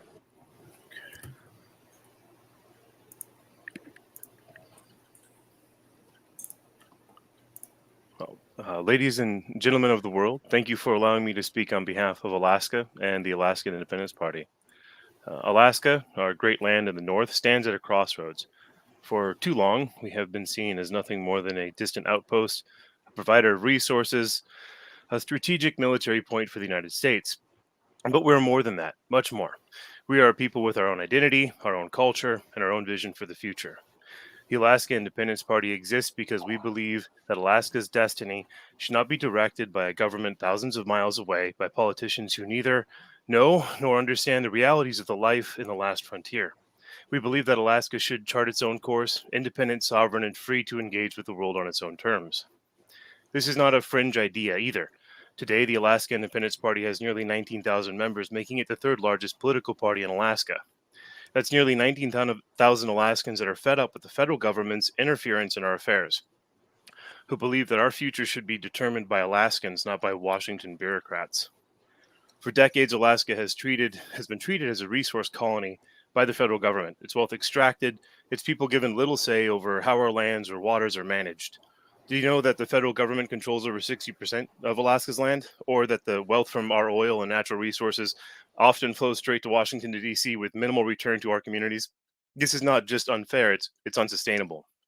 Look around the world and you'll see a new era of self-determination emerging. People everywhere are recognizing that they have the right to govern themselves, to protect their own interests, and to preserve their unique cultures. Alaska deserves the same. We have a right to our own voice on the global stage. Now, let me make something very clear. We're not anti-American. Alaska has been a part of the United States since 1956, but we've always been different. Our relationship with the federal government has been one of tension, with Washington often dictating what happens on our land without considering what's best for Alaskans. What we see is not what we seek is not to burn bridges, but to build new ones, new partnerships, new relationships with nations and peoples across the world who respect our sovereignty. As a sovereign Alaskan, we would have the freedom to negotiate our own trade agreements, manage our own resources, and stand as a proud, self-sufficient nation. The wealth of our natural resources, from oil to minerals to fisheries, would no longer be siphoned off to Washington, but could be reinvested here in our own communities for our own future. Imagine Alaska that has the power to forge its own path. An Alaska where decisions are made in Anchorage or Fairbanks, not in DC or in Juneau, Alaska. An Alaska that respects an environment, we understand it best. Because we understand it best. It develops its economy for the benefit of Alaskans and engages with the world from a position of strength and self-respect.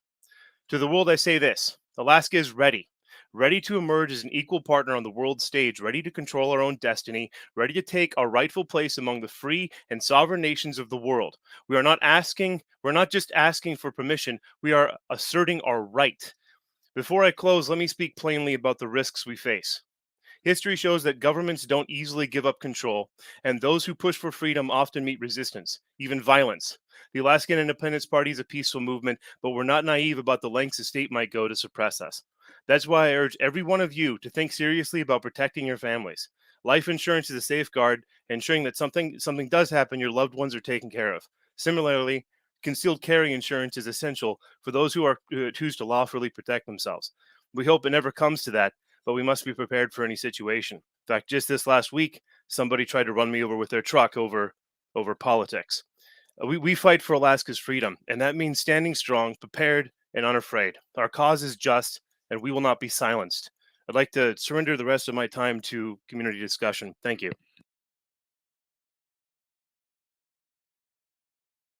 Wow, that was sobering.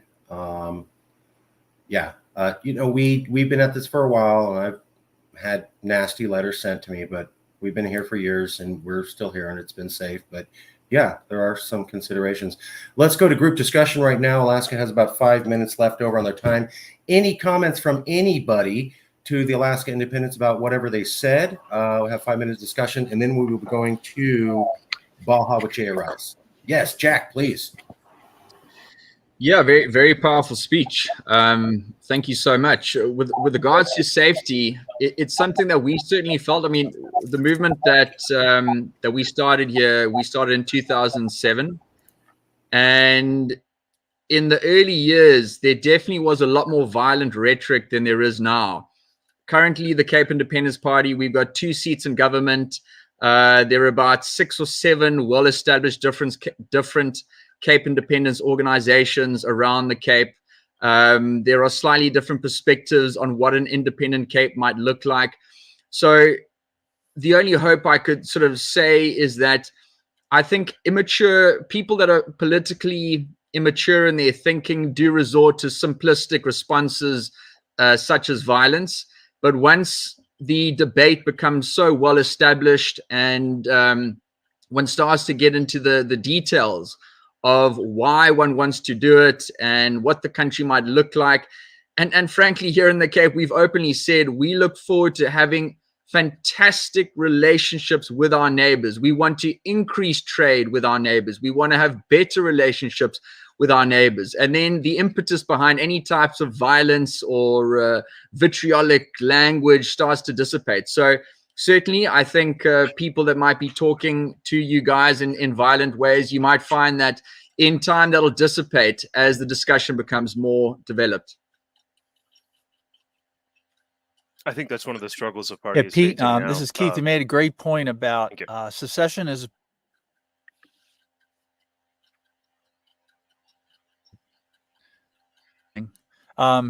secession is peaceful, but as Pete pointed out, that's not necessary. That doesn't mean that it won't defend the secession.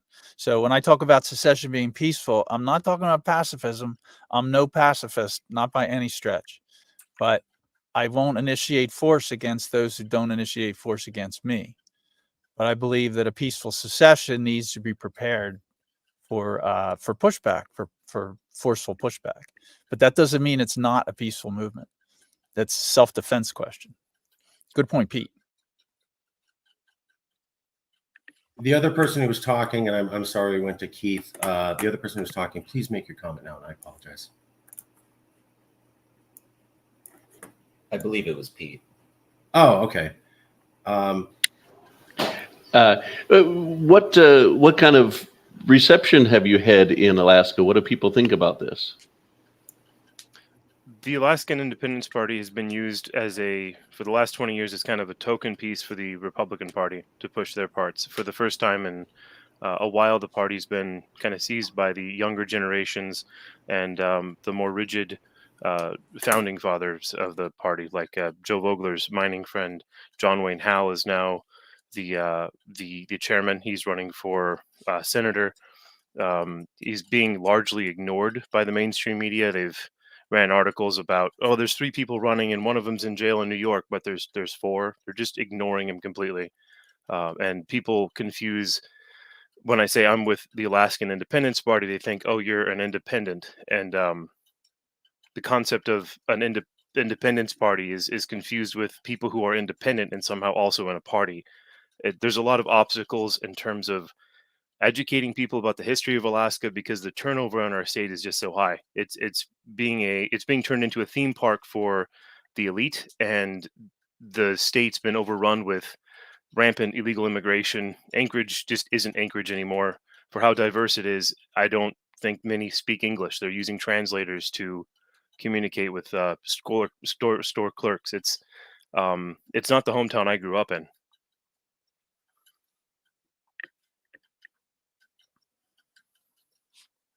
That's interesting because we're going to get to a speech by the Texas Nationalist Movement, but in that speech, they kept talking about preserving culture and their unique culture. And I know when we talked to, I think, the Youth League at Cape, South Africa, they talked a lot about Cape has a unique culture that's hundreds of years old, and no fault, no bad, no wrong. But, like California and America, you have these cultures that started differently hundreds of years ago, and they never actually fully merged. And so you're still left with the consequences of that.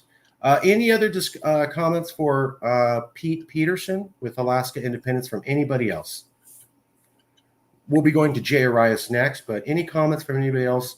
Pete Peterson, Alaska.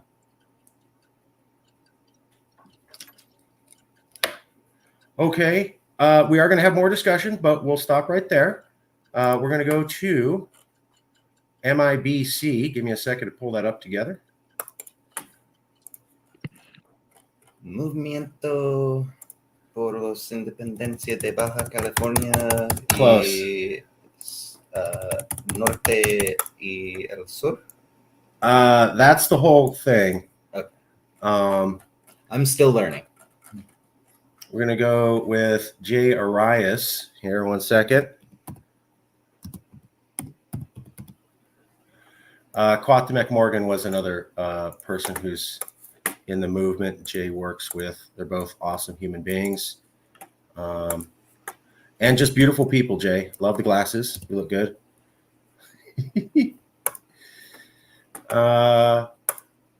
Does that look okay, Jay?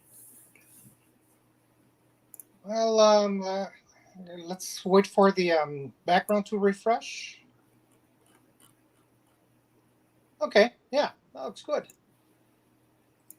I set up the flag, the red star flag that Matt Owen gave to me back in a few years back when we did the interchange. Yes, we do have that. Okay, we're going to start 10 minutes. Movimiento de Independencia de Baja with Jay Arias. Jay, please take it away. You have 10 minutes, sir. Why does the Baja Peninsula of Mexico need to be independent, deserve to be independent? What is the historical differences between the Latin people on that area and the rest of Mexico, cultural differences, economic differences, etc.? Jay Arias, please explain to us in 10 minutes. Thank you, sir. Thank you. Up to 150 years ago, we were just one big territory. The Alta and the Baja Californias were one independent territory during the Centralist Republic of Mexico in the 1800s. Just after the independence and right before the Mexican-American War, the territory of the Distrito de las Californias, it was just one big region. It touches Nevada, bits of Utah, all the way up to California, and all the way down to the peninsula, what Cabo San Lucas. After the Hidalgo-Guadalupe Treaty in 1848, everything got separated by line, but some people were not happy with that. And as people in the north said, hey, we didn't cross the border crossed us. We still want to be part of California, our identity. Well, same thing here. Tijuana, Ensenada didn't have much people in there weren't any cities back then. But as everybody comes to Tijuana recently, and there's a big border between San Diego and Tijuana, people keep saying, hey, why can't we cross? Well, because of stupid laws, international treaties and whatnot. Something we did not decide locally. All the decisions, and I have to agree with the rest of these speakers here, all of the decisions take place at least 3,000 miles away from here by people who have never touched this land. And just recently, one of the candidates for Mexico on the one of the PAN party said, hey, I'm here in Tijuana. Tijuana is ugly. Yeah, she did say that live. Well, yes, Tijuana is not an easy city to love, but everybody comes here for a reason. Why? Because there's jobs here. Because people can still live in Mexico, but in the far away from the centralist bureaucracy that touches everything. Can you imagine Tijuana and San Diego without any borders? We do. Matt Owen and I, Jay Draco alias Chavez, we met at the Parque de la Amistad in Playa de Tijuana back in November 24th, 1919.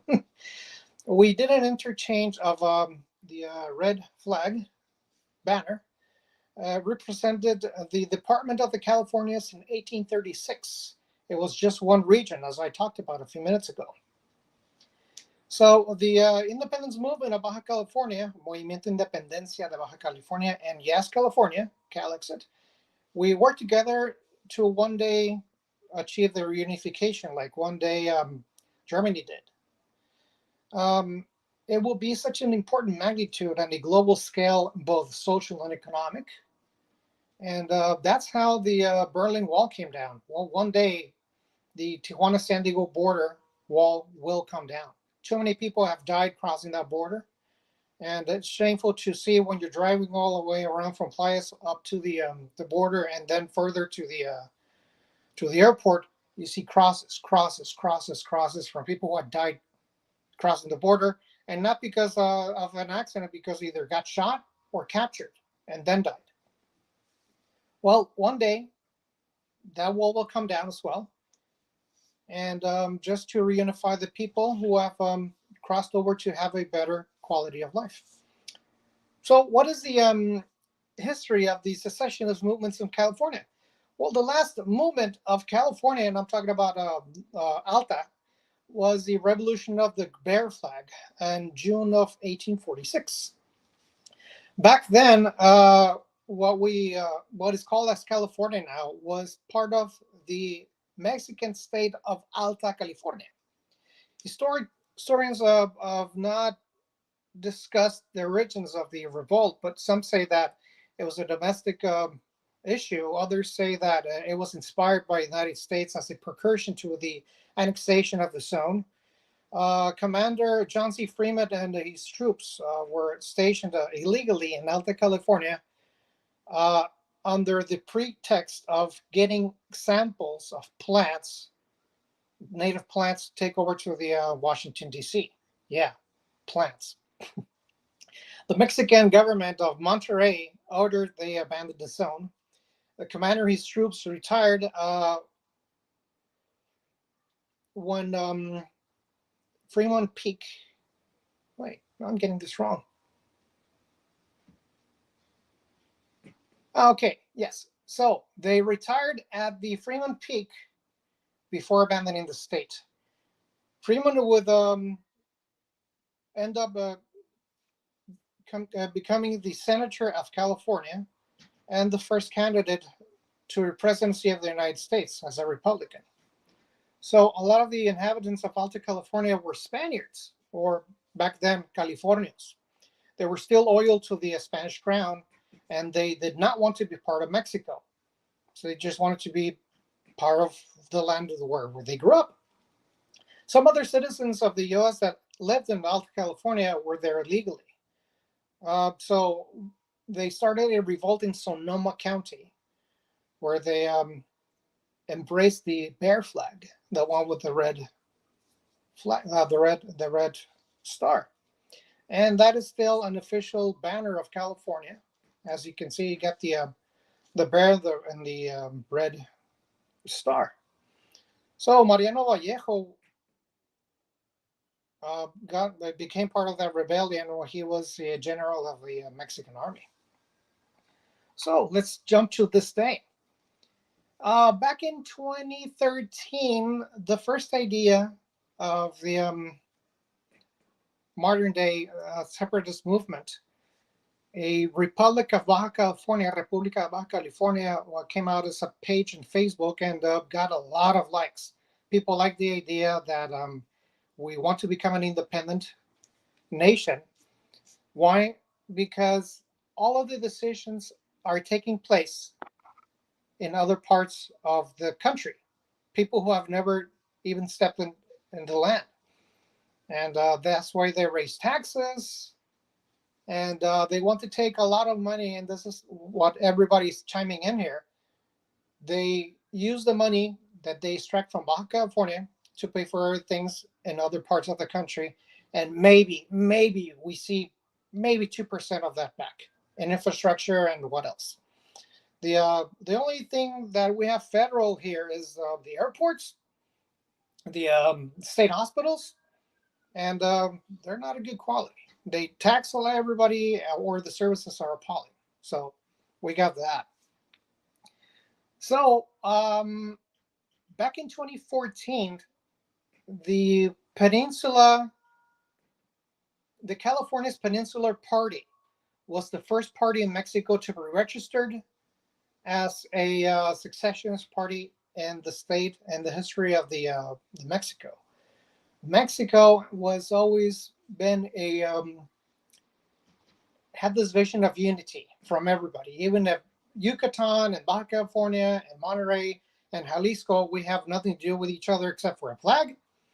Now, we like Mexican food, and most of the cases, the language. Other than that, we have different points of view. We have different tastes. There's different climates, and we have different views here. So, going back to that, the PPC, el Partido Peninsular de las Californias, was a state political party with was founded in 2014, and we got our register in 2015 to participate in the state elections of Baja California in 2016. It was a sovereignist separatist movement that, through the independence movement of Baja California, we want to maintain an autonomous region in Mexico. There has been a similar movement for example, Quebec, Scotland, Galicia, País Vasco, Hong Kong, which is Canton at the moment, Catalonia, and even other parties such as Esquerra Republicana de Cataluña, Partido de Candidatura de Unidad Popular, and all of that has to do with the normativity of the United Nations. Since we are physically separated from Mexico by a river, we qualify to become an independent nation. So that is one of the issues here. What we are against here is centralist bureaucracy. Again, touching on that. When taxes were raised from 8 to 13% here back in the 2010s, everybody went nuts. We're like, you know what? No, we cannot have people being taxed too much, and everything is based in dollars. So imagine paying taxes for us to never see part of that money, and just to pay for poor states to live. No, well, we want our money here. Something very similar happened in 1995 when Rosarito Beach became its own municipality. We broke off from Tijuana. And some people said yes, some people said no. But when that became a reality, we saw that all the taxes that were supposed to go to Tijuana stayed in the town, and the town just flourished. I mean, everything went up. We became a tourist region. A lot of movies have been there. Beaches, plenty of resorts have been coming up, and it's just been a rolling ball ever since. I use that same premise to an example for Baja California. If we break away, and we will have a guaranteed movement along with Calexit when they become independent for both social and economic movement of free movement, free between all of us. And also, I use that as an example for the rest of Mexico. When we become independent, all of the money will be used here. And instead of paying off corrupt governments, we could use all of the resources. Jay, I'm sorry. We got to stop there, brother. Yes. Fair time. We will have discussion for everybody. Polka, are you there? Thank you for your time. Oh, yeah. Please stay around, Jay. We're going to have a group discussion here in just a second. Polka Lanui, are you there? Okay, well, Polka's watching. He'll be speaking later on this afternoon. I was wondering if we could get him to go now. What we'll do now is we're going to show you the presentation by the Texas Nationalist Movement. So let me stop the screen. Then we're going to go to present. And real quick, if I just might add in, Yeah. Viva todos Californios. Right. Absolutely. We've been doing a lot with MIBC for a while.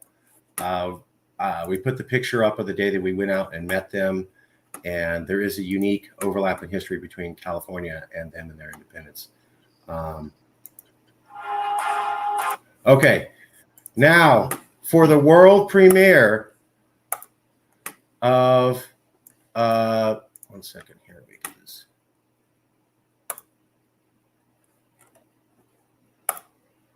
okay, now we're going to go to the world premiere of the Texas Nationalist Movement speech by Daniel Miller. And here we go. 1 second.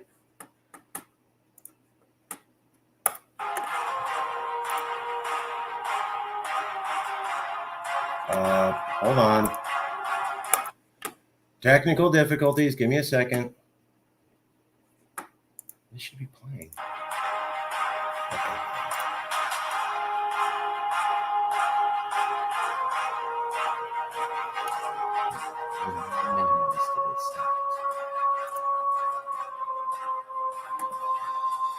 Sorry, I figured out the problem. We're going to start over again. I apologize. Here is the video from the Texas Nationalist Movement starting now.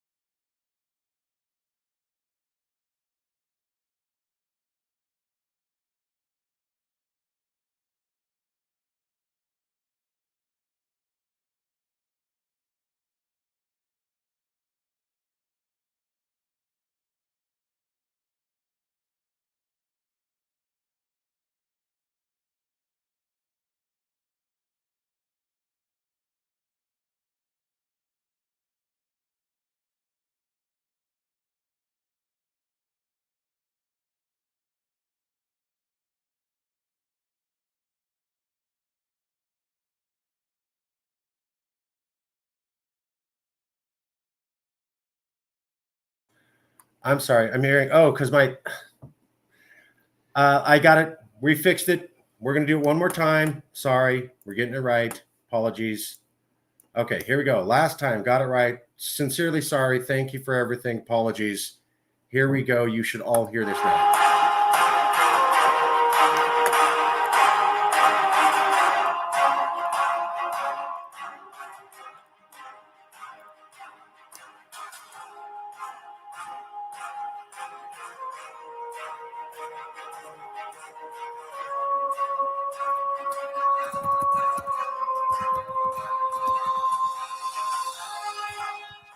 Fellow representatives of independence movements, distinguished guests, and members of the public.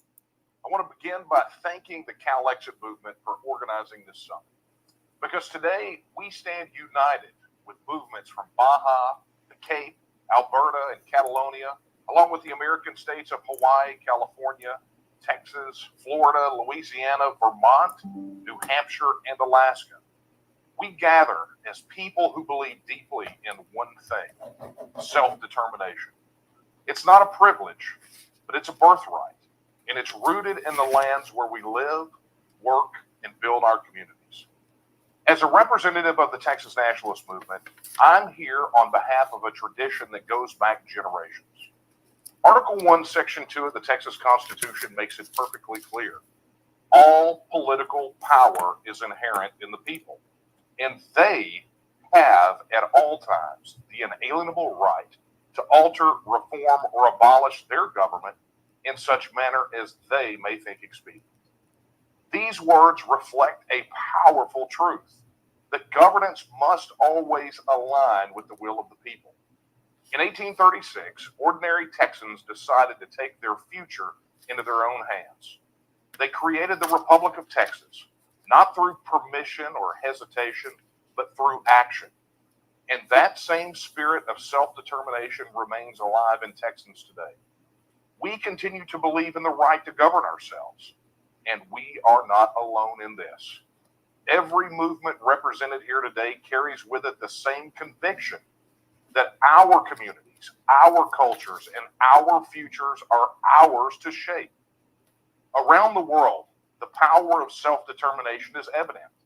Since the end of the Second World War, 140 countries have asserted their independence, defying the consolidationist international central planners who would reduce our populations to mere vassals, stripped of our political, cultural, and economic autonomy.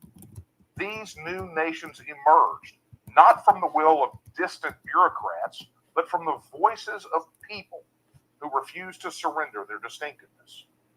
This rise in independence is a direct challenge to those forces that would see our cultures, our economies, and our political systems subsumed into globalist structures.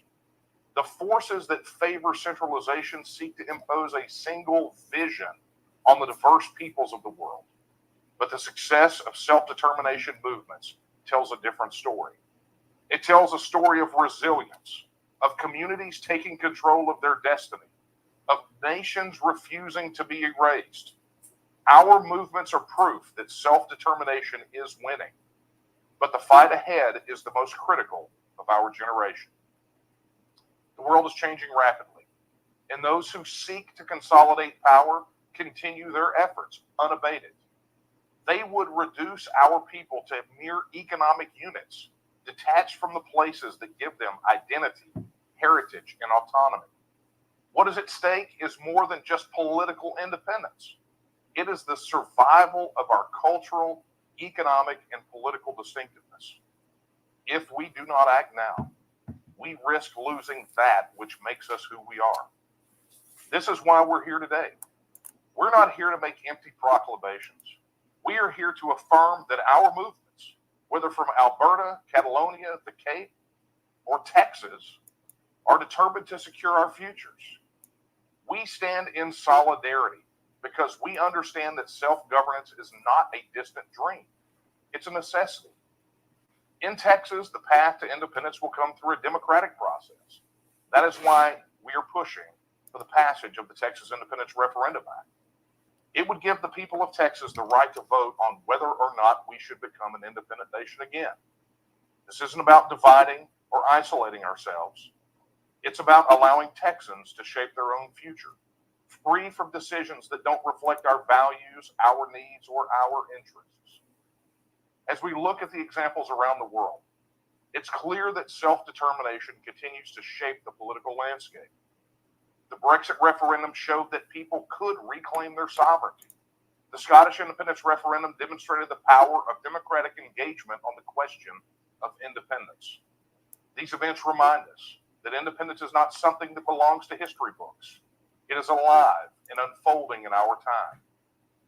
In the United States, independence movements in Hawaii, California, Florida, Louisiana, Vermont, New Hampshire share the same drive. Each state seeks autonomy for different reasons, but the underlying belief remains the same. People deserve the right to make decisions about their own future. Texans understand this, just as Californians understand it and Hawaiians understand it. We are all connected by a desire to govern ourselves, and this summit is a testament to that shared belief. The future of Texas is already bright as an independent nation. With the 8th largest economy in the world, Texas is fully capable of standing on its own. We have the natural resources, the talent, and the infrastructure to thrive. However, those are not the requirements for independence. The one and only thing a people must have to secure their independence is the will. Texans believe in self-governance. We believe in the power of the people to decide their own fate. And the Texas Nationalist Movement is dedicated to ensuring that every Texan has the opportunity to vote on their future. We are committed to making sure the voice of the people is heard. This is why we continue to work for the passage of the Texas Independence Referendum Act. It's not about forcing independence. It's about giving Texans the right to choose the future they want to create for themselves and future generations. But no movement can succeed without the people. History teaches us that it's the people who drive change. It's the people who stand up, who organize, who take action. In Texas, we have volunteers working tirelessly to bring the message of independence to every corner of the state. They are the backbone of our movement, and they are the ones who will help turn the idea of independence into reality. In Texas, these volunteers continue to work 24 hours a day, 7 days a week, working to make sure that the people of Texas are heard and that their futures are secure. You see, it's this kind of grassroots activism that is the lifeblood of any independence movement. Real change happens at the local level, in conversations between neighbors, in town halls, and at community gatherings. It happens when people come together to talk about their futures, to educate each other, and to engage in meaningful discussions about what independence could mean for their lives. I know that many of the movements represented here today are engaging with their communities in the same way. From Barcelona to Alberta, to the Cape, to Honolulu, people are talking about independence. They're talking about what it means to control their future, and they're taking action to make that future a reality. We are all part of something much larger than ourselves.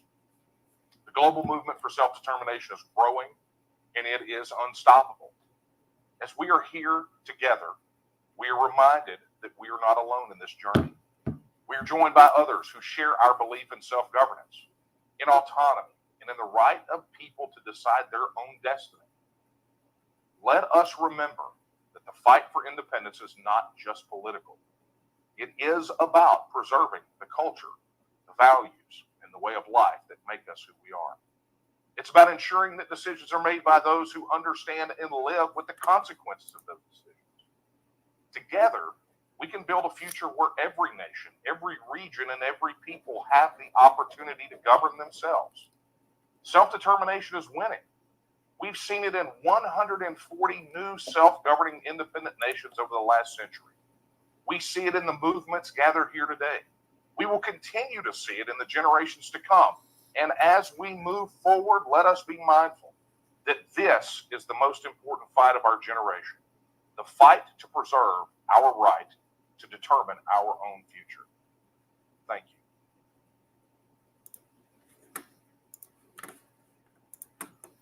Okay, that was very impressive. Polka, are you there? You gotta unmute. Oh, are you there, Polka? I am. How are you? We have you scheduled for 3 p.m. Would you be up for giving a talk now, or are you busy and we still need to look at 3 p.m., sir? No problem either way. No, I can talk now. Okay. Just 10 minutes, 5 to 10 minutes on why independence is important for Hawaii. Let me pull this up real quick for you. I don't need to be on camera because I look. Oh, You look beautiful, but we're going to have a picture up of the Hawaiian sovereignty while you speak. So there'll be a graphic okay. while you speak. So here we go. Let me do real quick. Present, share screen, window, book, font 2. Okay. 1 second. Let me get your banner up.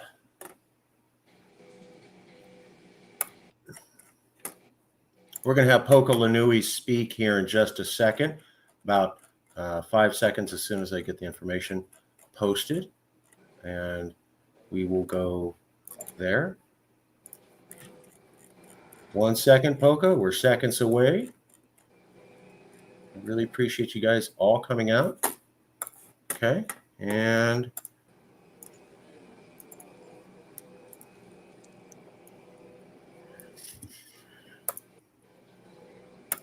okay, Poka Lanui from Hawaii Sovereignty, you have 10 minutes. Please explain to all of us why Hawaii independence is important, why people should support it, what's the movement about, maybe a little bit about yourself.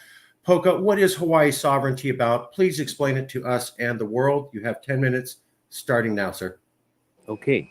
Can I be heard? Yes, sir. Okay. Everyone can hear you. the understanding of Hawaii's sovereignty movement is basically very historical as well as legal. Historical, in that Hawaii had been an independent nation. We had been functioning with other nations in the international community. We had treaties and executive agreements with many other nations, including the United States, 5 treaties with the United States. Operating as an independent nation, under a constitution adopted in 1843, we had by 1893 a Queen of Hawaii who was recognized as the constitutional sovereign of Hawaii. In 1893, the United States landed in Hawaii, and with their battleship uh, landed their military armaments and simply took over the governance of Hawaii. It has a long history. I won't go into all of the details of the history, but in essence, what the United States did was uh, recognize a military uh, party in Hawaii. They call themselves the the Republic of Hawaii, and prior to that, they were now the names I'm forgetting right now because I don't have my notes in front of me. But the United States colluded with American citizens who were living in Hawaii at the time and recognized that this was the government of Hawaii after overthrowing the Queen of Hawaii, uh, established themselves as the government and simply took Hawaii into the United States. There's some issue within the United States about treaty and what constitutes a treaty with the sovereign nation. They set up a false government. They called it the Republic of Hawaii and had that government sign a document with the U.S. Giving Hawaii to the United States. The issue was investigated by uh, President Cleveland's ambassador to Hawaii, and based on that investigation, it's called the Blunt Report. President Cleveland concluded that he would not be submitting the treaty to the U.S. Senate because of the violations of international law that had occurred. So he stepped back. He said, I leave all further discussions with the Congress of the United States. The Congress could not get the treaty approved by 2/3 of those present in the Senate, as required by the U.S. Constitution. So, what President McKinley at that time decided was that we'll circumvent the U.S. Constitution and say that two is better than one. Two houses of the Congress, the House and the Senate, approving it by a general ratification, a joint declaration of Congress would be sufficient to get the treaty accepted in the United States. So, by circumventing the Constitution, they said that we shall adopt this uh, general resolution and say that Hawaii is now part of the United States. What we are saying is that this is a violation of the U.S. Constitution. The Hawaii people never voted for the treaty, never supported the treaty. There is no such thing as a treaty of annexation to Hawaii. The United States then passed a domestic law,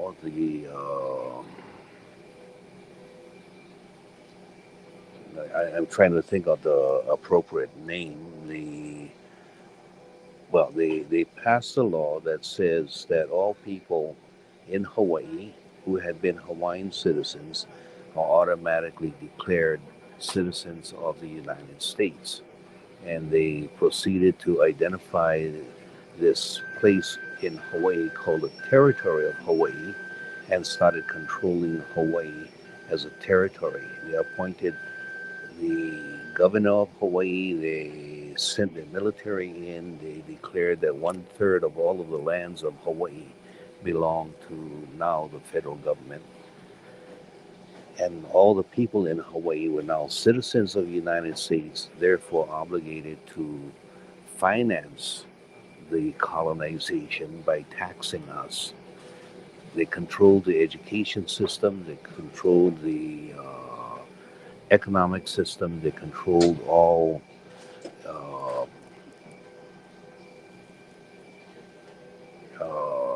what is that word? They controlled all international affairs. They controlled transmigration into Hawaii, and and they simply took over Hawaii and governed Hawaii since 1900 up to 1959. Then another event occurred, and this we share the same history with Alaska. In 1946, the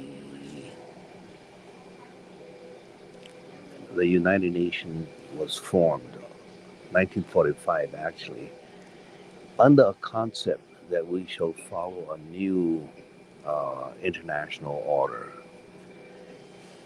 It was in essence a response to the German experience of simply taking other countries and making it its territory, this invasion and taking over people's self-determination.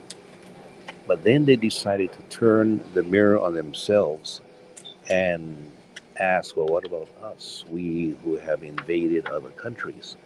So they created a very special place in the United Nations under Article 11, and they called it non-self-governing territories. They identified various territories around the world and say that these territories are non-self-governing, and so we need to give the people themselves the right to self-governance, including independence from the present colonial power that was holding on to them.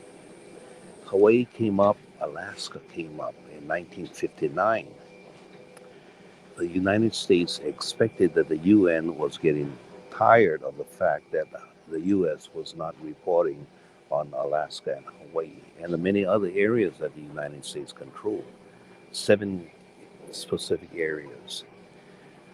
So in 1959, they decided that they would have the Act of Self-Determination for Alaska and Hawaii. We would let the people determine for themselves whether or not they want to be part of the United States, independence, or in free association with the United States. A vote was taken both in Alaska and in Hawaii. In Alaska, very interesting, they allowed the U.S. military that had been occupying Alaska to vote, and in fact paid them to vote in this so-called Act of Self-Determination. In Hawaii, what happened was that the United States defined who could participate. In other words, what they did was they manipulated the definition of the self in terms of self-determination. They said any person living in Hawaii who is an American and who has lived in Hawaii for at least 1 year can participate in this vote. So what they did by simply that declaration was alter the definition of who is a Hawaiian self. They said it's all Americans. If you were not an American citizen, you could not participate. The second thing they did, what I call the double fraud, was limit the question of self-determination as to what your choices were. Under international law, your choices are 3: independence, free association, or integration within the colonial power. The question they put before the Hawaii people, as well as the Alaska people, was, should Hawaii be immediately admitted into the United States as a state For Alaska, of course, they simply changed the name. If you voted yes, you become part of the United States. If you voted no, then you remain a territory of the United States. The question of independence was not posed to the Hawaiian or the Alaskan people. And that our right of free association, our right of self-determination by the manipulation of who could vote as well as what were the options.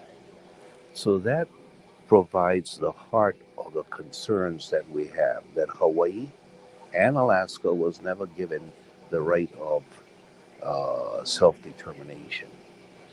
We are going back to the United Nations in a petition, in a letter that sets out this history and asking the General Assembly. The General Assembly is under a commitment for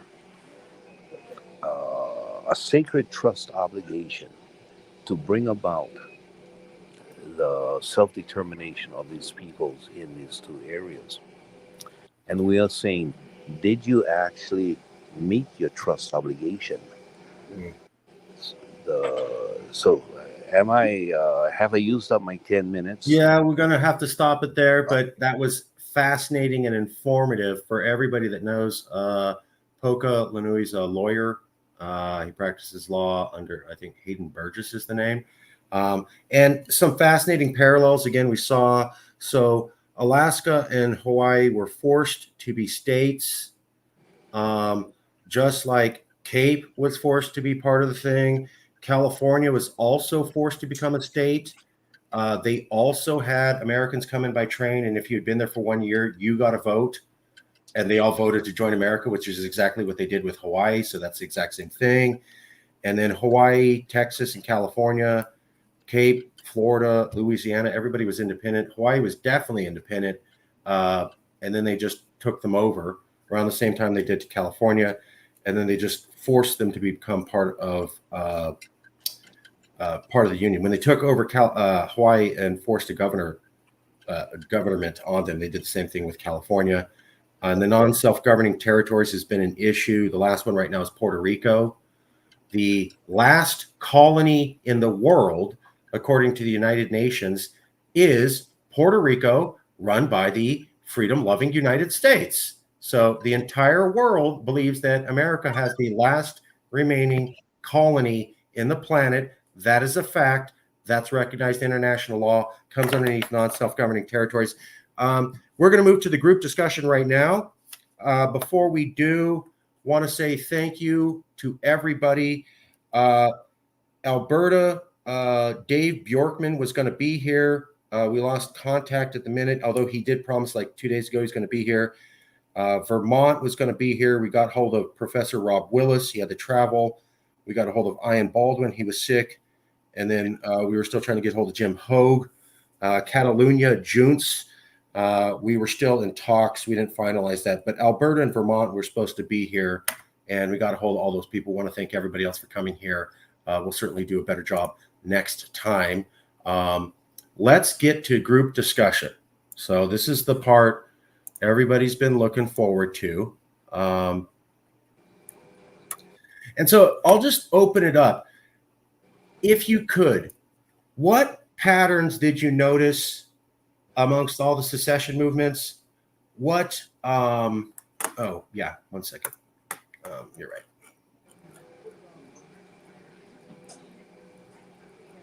Okay. This is why they pay me the big bucks, folks. Yeah, give me 1 second here. We'll pull up the, there.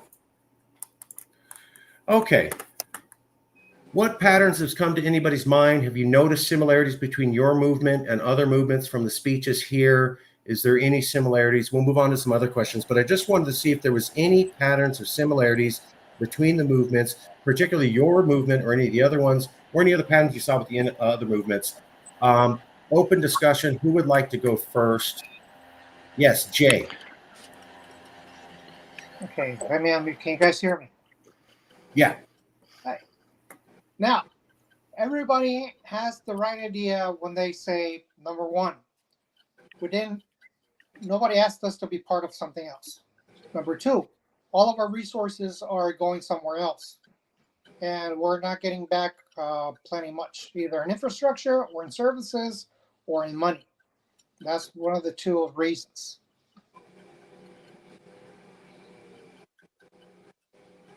And that some of the decisions are taking place far away from where we're from, by people who are not from here. People have never stepped here, people have never lived here, so they don't know how it is or what it is to live here. I think everybody else could agree with me on that. Any other comments? Jack, did you have a comment? Yeah, I have to agree with Jay there. Absolutely. I mean, this is exactly what centralized governments do. A representative democracy is an absolute farce, because the definition of their the premise of their existence is to represent the people. But what we found is that the more centralized a government is, the more it acts in its own self-interest, and in fact works in opposition to the interest of the people. So I agree with Jay's comment entirely. And, you know, we've got quite an interesting situation here in South Africa, because we've had different ethnic and different cultural groups controlling this false union since 1910. From 1910 to 1948, we had the British Empire, or at least its proxies, controlling us. From 1948 till 1994, we had the northern-based Nats, Nat Afrikaners controlling us. From 1994 till now, we've got the African nationalists in the form of the ANC. So we've got different ethnic, different cultural groups which have taken over the same levers of power here in South Africa, the Union of South Africa, but each group has used it to their own benefit, to the detriment of everyone within the country. So I think the big takeaway lesson here is that absolutely it's dangerous when you have a cultural, a government that has a cultural agenda, and they use that to oppress other cultures within the country. For example, if you look at Rwanda with the Hutus and the Tutsis, the genocide that happened there, and that was also a result of British or colonialism, because arbitrary borders were drawn up in which you had two tribes, the Hutus and the Tutsis, who were ancestrally at war with each other. And then the colonialists came along and drew an artificial boundary around it, and then declared democracy. And what is democracy? Well, one man, one vote. Well, the tribe which had the tribe in which the artificial boundaries included more of their people invariably took over the levers of power, put their own tribe into the police force, put their own tribe into the army, put their own tribe into controlling the banks, put their own tribe into controlling the government, and then use those levers of power to commit genocide on the smaller tribe. So we haven't quite had it as bad as Rwanda, but we certainly have had something similar to it. The farm murders in South Africa have been absolutely horrific since 1994. The white Afrikaans farmers have the rate at which they die is horrific here, if anyone's looked into it. Obviously, prior to that, you had apartheid, the Nat government taking over the levers of power and oppressing all the other ethnic groups, specifically outside of the Cape. The Cape was one of the few territories in which we've always been more liberal politically. We've always been far more accepting culturally. This is why the majority population of the Cape belongs to a group called the colored population, which is a mix of Khoisan, a mix of Dutch, Indonesian, Malaysian, etc., and which speaks the language of Afrikaans. So the Cape has always been different. But to agree with Jay and to agree with pretty much everyone I've heard today is that it's centralized government itself which is at the core of the problem. And we see it manifesting itself in too heavy tax rates, racially discriminative policies, linguistically discriminative policies, trade oppressive policies. it manifests in many different ways, but the core of the problem is a too big centralized government. And that's the problem we have here in South Africa and here in the Cape.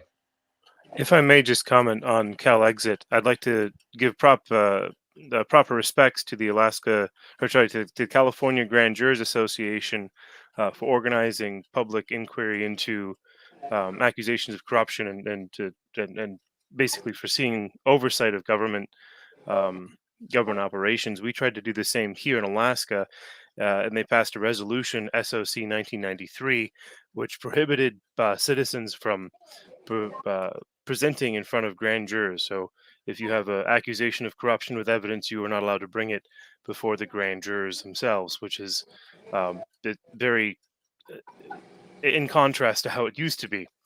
We had another investigation in the 1980s into a grand jury investigation into public corruption and found quite a bit, and they shut it down. It went to the legislature and they did nothing with it.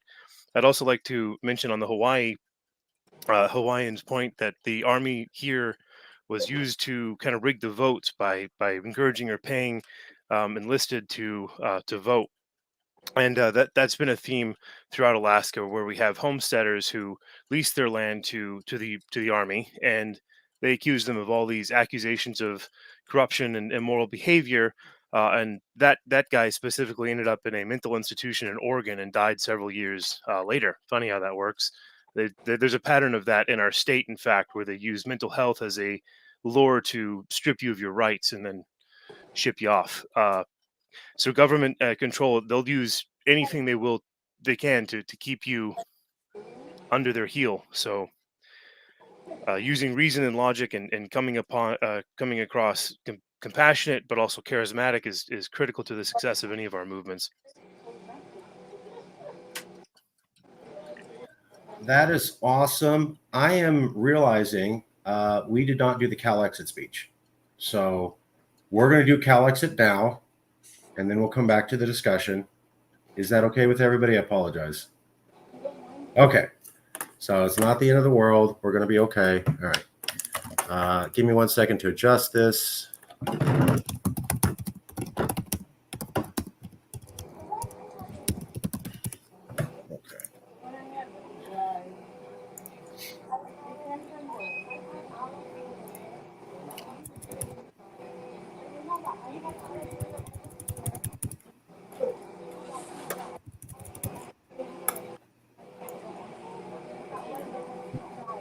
And while Marcus is getting this ready, I will go ahead and do the introduction. We have Marcus Ruiz Evans of the California Independence Movement, Calexit LLC president and spokesperson. Also one of the co-brains behind formulating this whole global summit. Marcus, tell us, what is it about California that makes it so that we should or could be independent? Why should we? When should we? Where should we? How should we? Give us all the details, my brother, mi hermano. Excellent, excellent. Well, this is the title bar. Now I'm going to go to the actual speech, which we have so everybody can follow along. It also allows me to read from our notes. Again, thank you for everyone being here, and we plan on doing even bigger and better in the future. Give me 1 second to pull this up. Apologize. Okay. Why to Calexit in 2024? A lot of people ask, what will life be like? Timing. Oh, you are. Okay. A lot of people ask, what will life be like in California if Donald Trump or Kamala Harris wins? We find this question to be the wrong one to ask. Rather, we at Calexit say the right question is, what will happen to California regardless of if Donald Trump or Kamala Harris wins? A lot of people look at secession as, in America, a reaction to the current president. We wanted to point out that either way, there's a reason to Calexit, that it doesn't matter if it's a Democrat or a Republican, the American system's going down and it's no longer congenial to what we need to do here in California. For example, both Harris and Trump said, do not come to America for immigrants. They said, immigrants, don't come to America. We don't want you here. They both said that. Both of them were part of administrations that placed Latino kids in cages. Donald Trump was famously called out for this, but the policy was actually started by Joe Biden and Barack Obama and continued under Obama and Harris. When Harris was asked about, are you going to the border, when they were talking about Latino kids in cages, she laughed. That's on video. Then we go, both said they will now support a border wall and tough reorganization of immigration. When Donald Trump presented those ideas in 2017, we were told in California that was white supremacy and racism. Now Kamala Harris backs up the exact same ideas that she said 3 years ago were white supremacy and racism. Finally, both of them, and you won't hear them, supported the removal of the SALT tax, the state and local income tax that allows California homeowners to do some deductions on taxes so that they can afford to stay in California. Donald Trump got into a fight with California and attempted to remove the SALT deduction so that he could punish California homeowners. Joe Biden and Kamala Harris left it in. So if Donald Trump was trying to punish us, what does it mean that Kamala and Biden did the exact same thing? Kamala has supported the wars in Israel and Ukraine and said America should have the most lethal fighting force. And Trump has supported the growing the U.S. military to make it the most lethal too, and almost got America into a war in Iran and North Korea. Both of them support wars, and both of them support military expansion, which shocked us. Neither Kamala or Trump have ever mentioned or criticized the fact that California has to wait on average 10 years to get a foreign trade deal approved. 40% of our economy is internationally linked to international trade. On the average state, it's less than 10%. But we have to get congressional permission to do every single trade deal. Like I asked business owners, imagine if your state, half of every business was told, wait 10 years before you're allowed to sell an Apple, an iPhone, or pen. How productive would that business be? Well, that's how it is here in California for 40% of our economy. Kamala has said nothing about this, and neither has Trump. Kamala also backed Joe Biden on the embargo against China, which was ruinous for the California economy. Trump started that. Biden and Kamala kept it. Neither Trump and Kamala have talked about how California is a donor state and loses the amount of money that it could be used to fix poverty permanently in San Francisco, or the equivalent to around $450 billion in losses since the 1980s. Neither one of them has mentioned we're $500 billion in losses, or that we lose around 18 to 100 billion every year, which is more than what it would take to end poverty in the Bay Area and then end poverty in Los Angeles within 2 to 3 years. We're not allowed to do that. Neither one of them will bring it up. Neither Kamala or Trump will mention or complain that many of California's gun safety laws to prevent us from having mass shootings where we're gunned down by machine guns are prevented by the Ninth Circuit Federal Court, meaning Californians do not have the ability to have laws to make us safe. So Kamala Harris has represented non-California values. You could never run for governor or any statewide office and say, don't come, immigrants. Latin kids in cages, I'm not even going to talk about it. Hell yeah, I'm for the border wall. Yeah, we want to stop trade. Let's shut down trade with China. Let's hurt California homeowners. Let's have giant, more expansive walls. Let's have more trade deals shut down. Let's continue to be a donor state. You could not run for office in California and say any of that. And yet she and Trump are both doing that. So when I hear about she's from California, I always say what Jason told me. When you leave California, you go to work at the federal government, you work for the federal government. You no longer work for California. You go to DC and you work for DC and America. Kamala started backing these policies. She never would have done that here in California. She only started doing that when she was running on the national stage, which should tell you everything about how California values and American values are not aligned. That you can take a quintessential California character, put them in the federal system, and they immediately do this. They start saying stuff that would never be allowed here. So when we look at her and we look at Trump, we don't see much difference. Our economy is still going to be hurt. Our safety is still going to be hurt.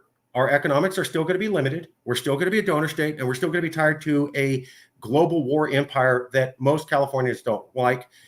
The largest protest against the Vietnam War were in California. The largest protest against the Iraq War in 2005 were in California. We have been the #1 largest destination for physically protesting American wars for 60 years.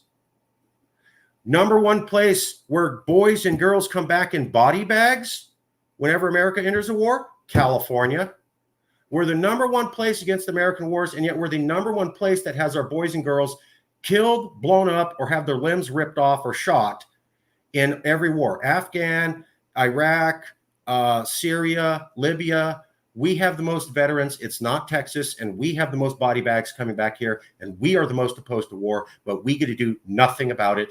And Kamala literally was drooling at the teeth while talking about, we're going to be the most lethal fighting force in the world, and we're going to go to war in Ukraine, and we're going to go to Israel, and we're going to go to Taiwan.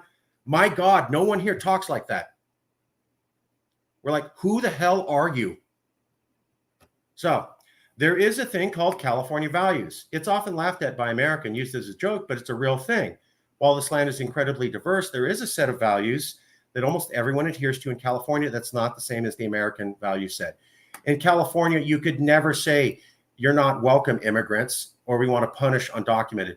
You could never be part of a policy placing Latino kids in cages. You could never support genocide in a foreign land or even the appearance and continue to run for office as both Harris and Trump did. You could never support hurting international trade. You could never support hurting California's homeowners. You could never support fracking and thinking you can remove climate change at the same time. That is impossible. No one in California would say that. And Kamala's saying that on TV and looks like an idiot. So you could do any of these things and run for office in California, yet both candidates do these things. Obviously, Trump is the opposite of California values, but Kamala took on many of the behaviors when she went to Washington as VP and that she never supported in California.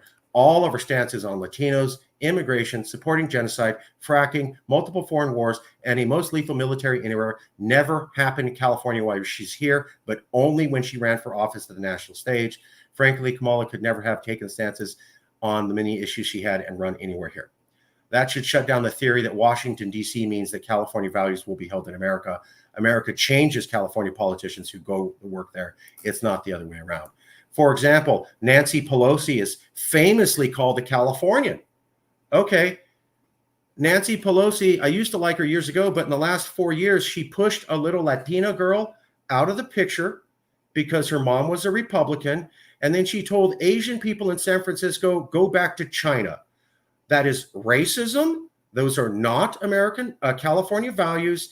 And we are not surprised that Nancy Pelosi says these kinds of things after working in America for so long. California will still be a donor state and lose billions of dollars. Our trade deals will still be held up and have trade bans forced on us. We will still be unable to protect ourselves from gun violence. We will still be able to unable to protect our undocumented citizens from fear or roundups. And we will both still be supporting a military empire that does not believe in and visibly protested since the 1970s. And we will continue to be unable to protect our homeowners from having the federal tax code changed to them to be punitive. We will lose billions of dollars in our economy. We will still live in fear of problems and boogeymen that are deadly and we could extinguish. We will still be a donor state and pay more in federal taxes while having the federal government toy around with homeownership fees, costing homeowners dearly. We will still be unable to fix many social problems and broken infrastructure because we have to subsidize 35 other American states that frankly hate us because of our values. We will still be attached to a nation that selected Donald Trump in 2016, almost picked him in 2020. Biden won by just 3%, and then was previously the top pick against Joe Biden in 2020, and now is running again. Trump is the opposite of California values. I'm not saying he's everything liberals have said is bad. I know we have a lot of conservatives here. I'm not trying to argue that, but he's clearly opposite of our values. He's been picked 3 times by America. And in the 2016, they said, oh, Hillary Clinton won the popular vote only by California alone, which means in 2016, outside of California, more than half of Californians' fellow Americans backed Trump. This has been 10 years of America likes Trump is the opposite of what we do here. Nothing's changed. We're still tied to that nation. So after the Trump shocked being elected. People were again shocked when Trump supporters stormed the Capitol. Why do we think it's unreasonable to assume there will be even more shocks to stability? So we'll leave it there. Thank you, everybody. Now we're going to get back to the group discussion. Sorry, appreciate it. Sorry, but we're going to go back to group discussion starting right now. Glad you did not forget to present. Yes. So we're having a, let me see. Yeah, we're having a group discussion on why are we all here. And we'll go back to that right now. Sorry. I want to start by asking Russell Canning. Sorry, my phone's going off. My apologies. Oh, all good, all good. Russell, I'm noticing you had a lot of comments in the discussion. Do you have some observations for all of us that you feel comfortable sharing now on what you've noticed between the different movements and as far as this meeting goes?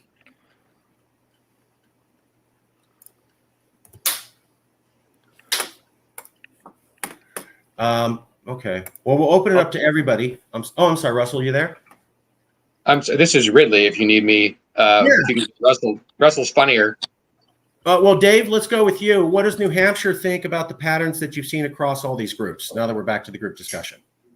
Yeah, it is striking how similar everyone's talking points are. I was kind of struck initially by how the Louisiana representative was saying that he was making an important issue of their polling numbers, and what we discovered, I think, in the NH exit movement is just how easy it is for people to forget the polling numbers, and they're so powerful. His are better than ours, but they're still impressive. Almost all of these little independence movements that were surveyed by Survey USA, which is a scientific polling company that did a scientific poll, they're highly respected. I think, if I understand correctly, all of our numbers are well above what Scotland's numbers were in 2010, roughly. So that's one common denominator.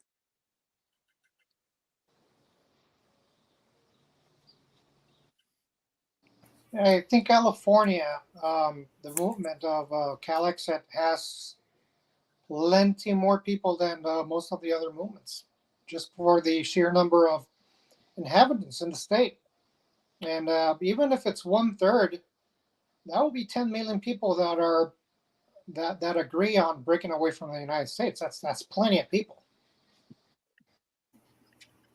Yeah, and that's a great point there, Jay, is that my fellow Jay, that California has nearly 40 million people. That's almost the same as France. And we have a fresh poll from recently saying we've got somewhere between 52 and 58% of California voters support, not just all of California, but California voters very specifically. Now, if we have, last I checked, last election cycle, it was about 21 million or so registered voters. So if you're saying half of that, we'll round it to 50. Well, that's 10.5 million people who are saying, hey, things are not working. This is broken. And if it can't be fixed, then we need to come up with some sort of viable solution. It's huge. And yeah, we've got nearly 1/3 of the state entities of the United States represented in this so far. That's huge. Most people seem to think that, and I get it, because the news likes to tell us that, Kamala Harris is great for people of color and Trump's not racist, and California is not a donor state and doesn't need to worry about anything. The media likes to do its thing. But we've realized that the people are the ones who really decide, much like Mr. Miller of Cape had pointed out, that, saying this whole representative democratic process could really exist is kind of a farce, because for it to actually truly exist and do what it's supposed to do the way that we're thinking of, you would have to, or one would have to decentralize, which then takes away from that central power. So it's a counterintuitive process. If I might just interject on that point, there Totally. are a lot of open source software solutions out there that are applicable and worth looking into for both marketing and promoting each of our individual organizations, as well as embracing those principles you just discussed of self-determination, autonomy, and free association, including social media platforms such as the FEDI protocol, like Mastodon, Matrix, and then to a larger extent, more open source chat networks like IRC and XMPP allow for secure communications. Because one of the things they'll do is they'll just spy on all your communications, figure out your next move, and then play a chessboard against you while you're playing checkers. And I'm not saying that we're plotting anything evil or malicious, but um, Trump's campaign was spied on because they they thought he was a threat. And I think that we should at least give them a run for their money to make sure that their tech department has to go above and beyond to compromise the systems we use to promote and to communicate and to organize our own groups. So if anyone is interested in kind of open source software solutions that might help their organizations, I'm available via email, pete@peterson.io. Another one I wanted to mention was Nextcloud for collaboration. Phenomenal platform. Jitsi, great replacement for Zoom. It's JITSI. These are systems we're using it within our own party to organize and collaborate and to kind of keep on task and to keep track of desperate groups, because Alaska is such a it's got a lot of resources and we're all spread out. So it's an economic recipe for corruption. And that's why we kind of want semi-autonomous groups operating in each sector, doing and organizing their own stuff. And open source software and federated like social networks, those solutions kind of allow for that to take place without without interference from governments. Like I've had right to life groups here in Alaska get their mail censored from local ISPs. It's a very dog eats dog world, and it would be worth to investigate open source solutions that can respect your autonomy and freedom. Yeah, everybody, and let me chime in here. Everybody has a mobile device, smartphones. It would be dumb to bureaucratize everything with a paper trail path, but everybody has access to a computer and or a mobile device. You can use mobile resources to get your inquiries on, to move your paperwork, digitize everything, instead of having people physically go somewhere to an office where the document can get lost. If you just digitize everything into a PDF and just upload it somewhere, there you go. That's a good solution. We also have revision history within Nextcloud for document collaboration and shared editing. I mean, not that Google Cloud isn't terrible. It's just that big tech is going to always side with the person who gives them the most money, and that's the tax breaks from the federal government. So if they want to spy on you, they will. We've seen important employees within Google even spying on their ex-boyfriends of their wives or whatever. Just the silliest stuff has gone down, and the autonomy that we have is only. It's like a republic if you can keep it. Well, it's a party if you can keep it. I want to also talk about the restrictions. For example, in Mexico, just last week, the still president did a reform. Now that he has power over making the laws, he's been taking a lot of liberties from the citizens. Article 10 of the Constitution says that everybody has a right to have a gun or a weapon in their home. He has restricted that, saying, okay, now these type of ammunitions are not legal anymore.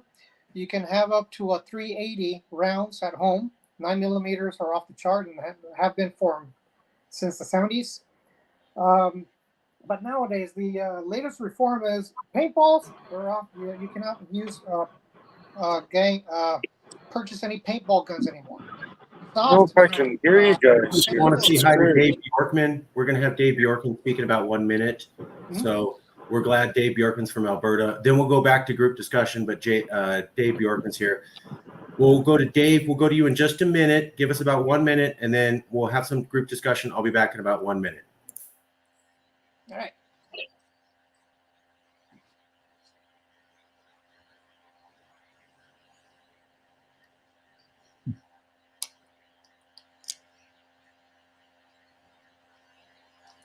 I don't know if Hello all the from finish on. Alaska, Alberta. Yeah, it looks like we may have lost him temporarily. We'll definitely do what we can to get him back.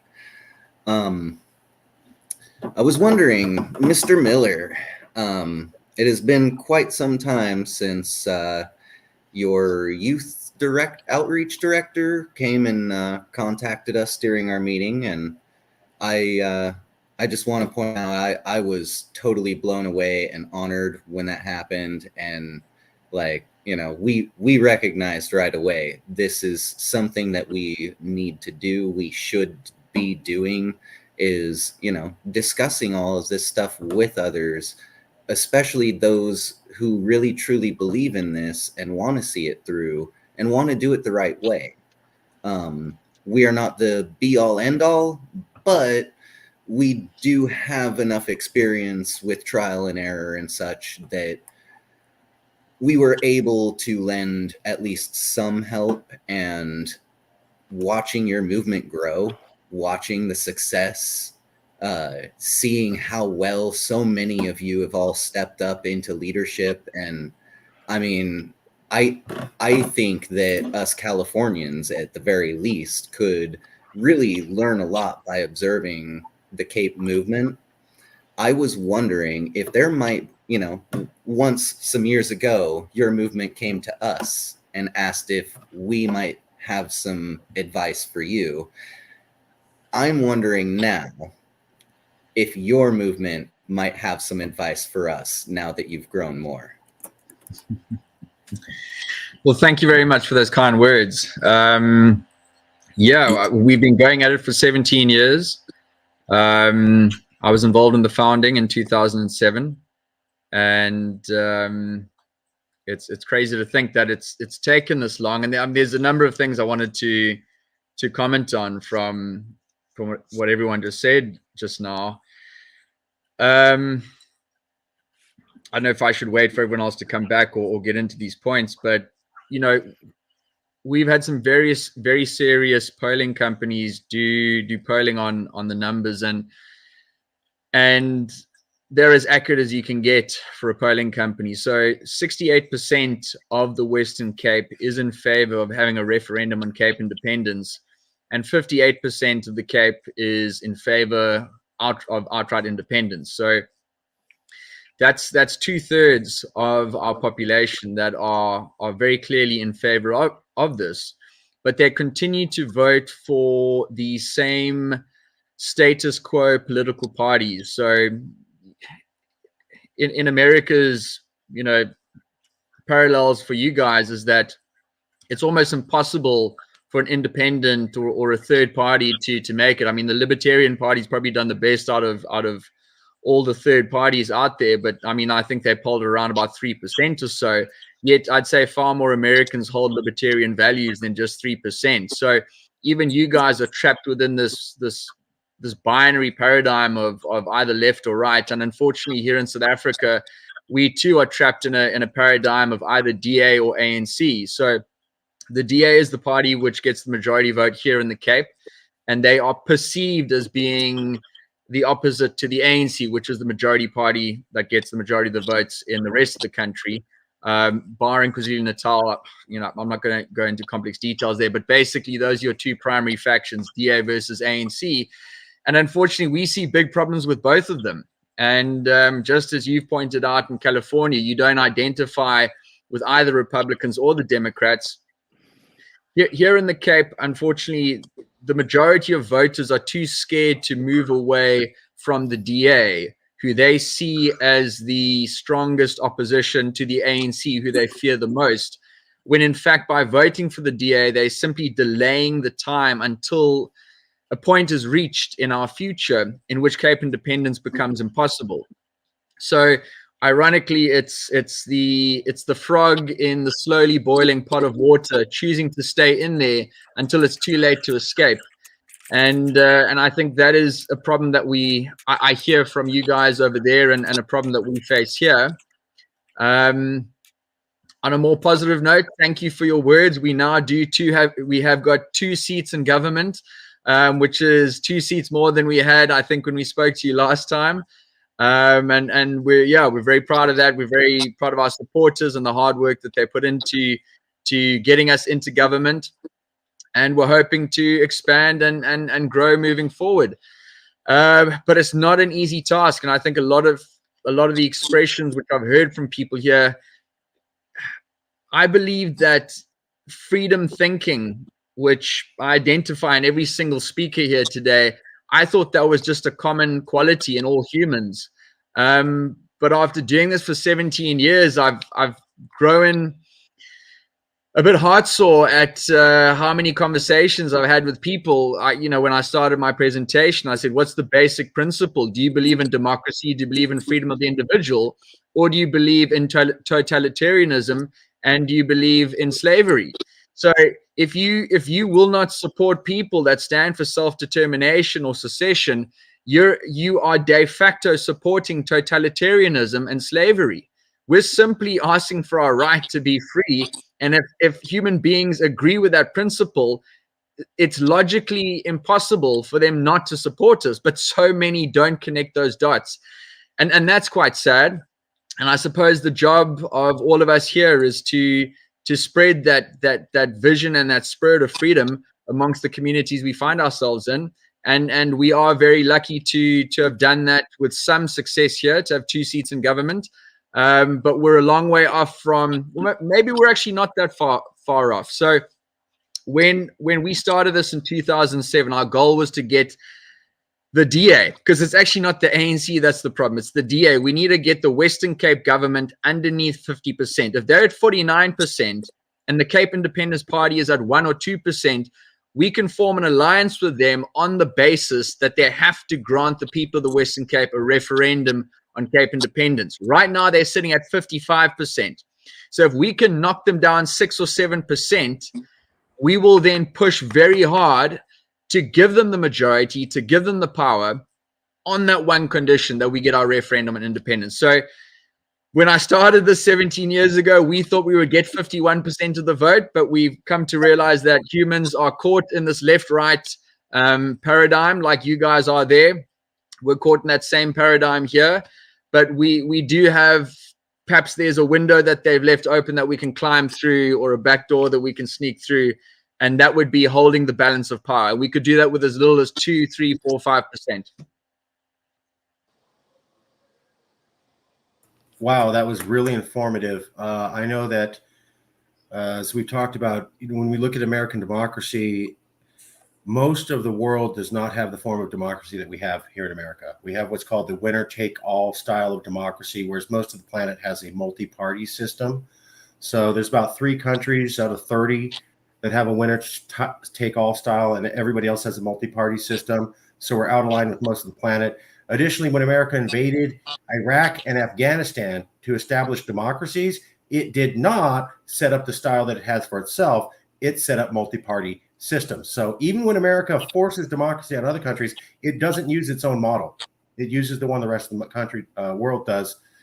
On top of that, most of the modern countries have revised their constitution every 25 years. America's never done it in 200. So some of the undemocratic aspects.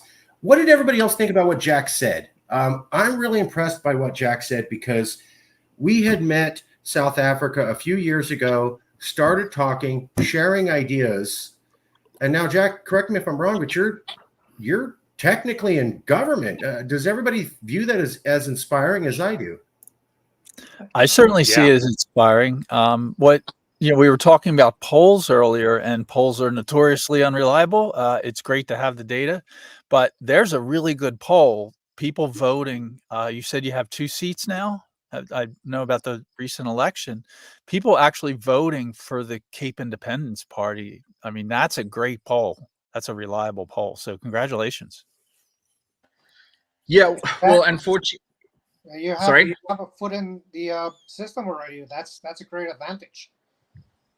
Yeah, we've got a foot in the system. It's not as big a foot as we would like, because I mean there's over 200 seats.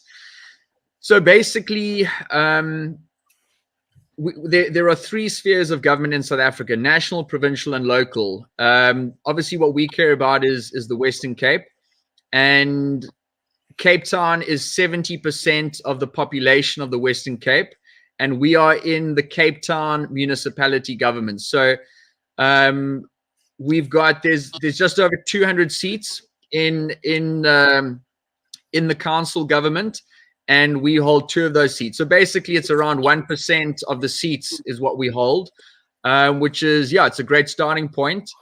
But as I mentioned before, the DA's got that 55% majority. So the good thing about where things stand now is that, and I think it was Peter that was talking earlier about the unfortunate violent elements of in certain political factions, and here in South Africa we have some very violent factions. I don't know if you guys have heard of the EFF, the Economic Freedom Fighters. Very thankfully, they got decimated in this last election. They lost a lot of ground, so that's quite a positive sign. But they were pretty much calling for the genocide of whites, and some serious stuff. And so it's very positive to see that they've taken quite a big hit. But also, having done this for 17 years, Cape Independence is no longer this abstract idea that, like you said in the beginning, Marcus, you know, the very first argument that people come up with is, you guys are crazy. What are you smoking? This is insane. It's never going to happen. You guys are out of touch with reality. But after beating this drum for 17 years, we're like those guys are like, oh man, is it the Cape Independence Party again? And but the debate has begun. The debate is now, as I mentioned before, when we started, we were the only independence organization that existed in the country. Now there's at least 7 other Cape Independence organizations in South Africa. There's a KwaZulu-Natal independence political party in KwaZulu-Natal fighting for the Zulu people. We've had personal discussions with the king of the Abutembu tribe in the Eastern Cape. Their majority Xhosa speaking, and the Abutembu chief, he was talking about, they had a disagreement with the national government, and they were talking about making the Eastern Cape an independent country. I mentioned Lesotho and Swaziland, which are already independent countries. So we're a real mess down here. There's a lot of different groups that, for their own different reasons, don't like the national government. And so independence is far more a acceptable topic of discussion now than it was 17 years ago. And I think when that happens, temperatures begin to cool down and people start to look at it with more of a clear eye. And I'm optimistically saying I think we're entering that point where we can have rational discussion about not just Cape independence, but secession for other parts of South Africa and other parts of Africa too. Rwanda should never be a single country, you know, just one of the examples. And maybe you guys are trapped in a position where you've got a very good political system in the form of decentralization, which might make people less inclined to take that extra step. We would love to have a state type system that America has. So we're a long way off from that. We're far more centralized. But I think there's a lot to model from both yourselves as well as places like Switzerland, which people think is one country, but it's not. Switzerland is 26 independent countries called cantons, depending on what language you speak. If you speak German or French or Italian, those communities get to determine their own tax rates, their own policies, the language that they speak. So we would like to see an independent Cape. Or if South Africa is to remain a unitary country, we would like to see it modeled on something like the Swiss canton system. Any other comments? Dave Ridley, Pete Peterson, Jay Arias, Polka, Russell Canning. Any comments on patterns you've noticed? The success of South Africa. I'm looking at you guys as our model. Or any comments on everything else, particularly because I have for a me. question. Oh yeah, please. Has anyone seen any progress on the front of in the courts or in the legal system? In America or in South Africa? Anywhere. In New Hampshire, what happened? I don't know if you'd call this a court. There was a governing body where I guess they oversee aspects of the New Hampshire government. I can't remember what it was called. In 2022, a citizen brought a complaint to this body saying that the state reps who voted in favor of New Hampshire having an independence referendum should be expelled, or rather, they should be expelled from the ballot. Does that make sense? Yeah, we've had the same thing happen here, where a candidate was they were trying to remove a candidate from a ballot because of his association with a group, and it's absurd that they would even bring a case forward. It cost him quite a bit of money to even continue to run for office. Thankfully, he's quite popular in his district, and that's just a House candidate. But it seems like there's a growing tendency and a pattern. I don't know, maybe this is a pattern you guys are recognizing, but that they're legislating from the bench. It was the New Hampshire Ballot Law Commission, by the way, is what it was called. And they voted, I think they voted unanimously against this citizen who brought the complaint against our reps. New Hampshire always mentioned one more thing that happened in New Hampshire along the same lines, that the previous vote that was done in the House for the bill to put the question to the citizens' referendum on secession, it was widely accused that every representative that voted in favor of that would be ousted at the next election. And what actually happened, Dave can correct me if I'm wrong, but what I recall saying is that every single representative who voted for it was reelected. And a bunch more representatives who were afraid to say anything are now openly talking about it, at least having the referendum. You can vote for a referendum, put it to the citizens without actually saying that which way you would vote. So I see that as a positive along those same lines.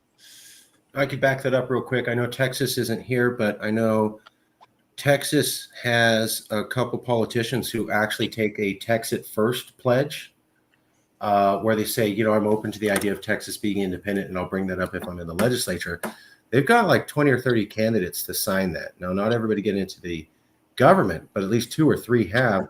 Kyle Biederman made it in there and actually was able to propose on the Texas Republican Party official platform would include Texas secession. So that's genius. Yeah. So clearly, we're gonna mimic that in our party. We're gonna do the pledge thing to try to put pressure on Democrat and Republican candidates both to say, put our state first when you go to policy. Try the Texas First pledge from Calexit. I'll see if I can pull it up right now. That's something they had done. They were able to get candidates, and in return, what happened was, you take this pledge and then we talk about you, right? So you're running for office. You want people to know who you are. So you take the pledge because you're going to get additional publicity. Yeah, but then we would like to do that, but we don't want to endorse Republican or Democrat candidates. We're only going to endorse because it feels like our party brand's been used to endorse a myriad of people. So we're very strict on that. But this could be a way to be like, hey, listen, this person pledges to that. It's a phenomenal way to kind of skip. This is an endorsement, but they pledge to politically. Yeah. Here we go. I'll pull this up right now.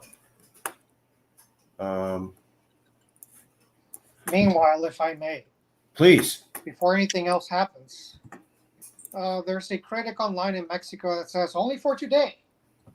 Next week, we don't know. We're about to change the presidents this October 1st, which is on Tuesday. Our first lady president. Oh, wow. Yeah. I heard that. So, yeah, the current president, which is still here for a few days, currently took away many of the gun laws and gun rights for Mexicans. No longer can you buy airsoft guns, paintballs, 223 ammo, and for many years, 9mm have been off, not allowed for citizens, only 380 and below. And one of the institutions that was removed was the site of transparency, where you could do a petition to have somebody officially respond to you. And a lot of the complaints that could go up to, for example, if you needed healthcare issues or something with a bad number on the phone bill or something, the transparency portal was there for a reason. They got rid of that. So what could be next? Free speech. People have been killed off just for expressing themselves, for defending natural resources. A lot of journalists have been disappeared just for chiming off. So, only for today, I am able to say this. I don't know about next week, but we need a change now. Otherwise, our existence will be conditioned by next week. We don't know. That's the same problem we have here. We're not sure who the president is going to be, and we're scared about how it's going to go. Exactly. Any Well, other regardless comments? of what happens in the presidency, as a registered political party, your speech is protected. So if you can pull your numbers, if you have got a registered political party, my state lets me get the database for whoever's registered to vote. I can then sort by party, and then I skip trace using the addresses across data brokers for all the contact information of people registered to my party. I then use that as a basically consent to solicit to them, and I email, text, call, bother them, try to get them involved in the party, and make it something that can move beyond myself, because us as individuals can only do so much for the party, and our purpose is as leadership to kind of get more engaged and to lead the future generation of the party as well. Brilliant.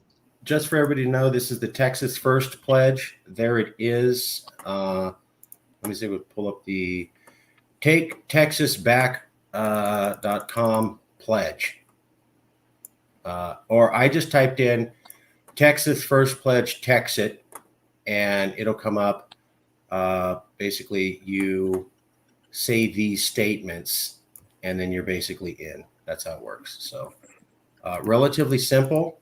They've got a lot of people to do it. You're trading publicity for them for a mild pledge for you. And you can phrase the pledge so it seems morally about basically just promoting democracy. We tried to do that here too, but we didn't get as far as Texas. But I think everybody's cluing in on you got to get into the political system somehow.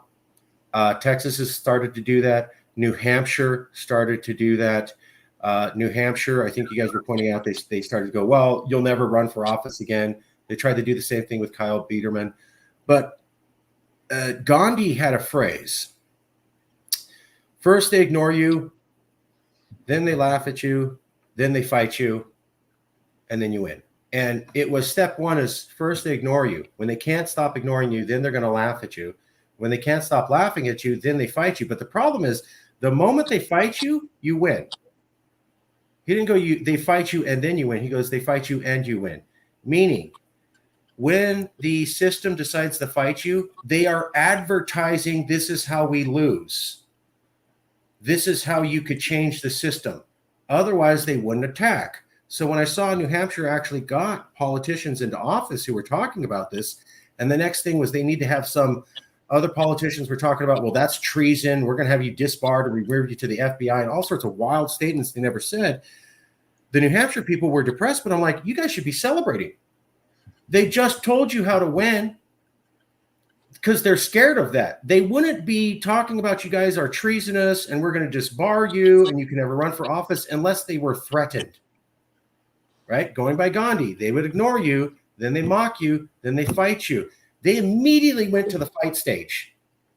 That's telling you how you can win. In California, we had the same thing. We had the initiative process, which we could use to get a vote thing passed here. They slammed that so hard.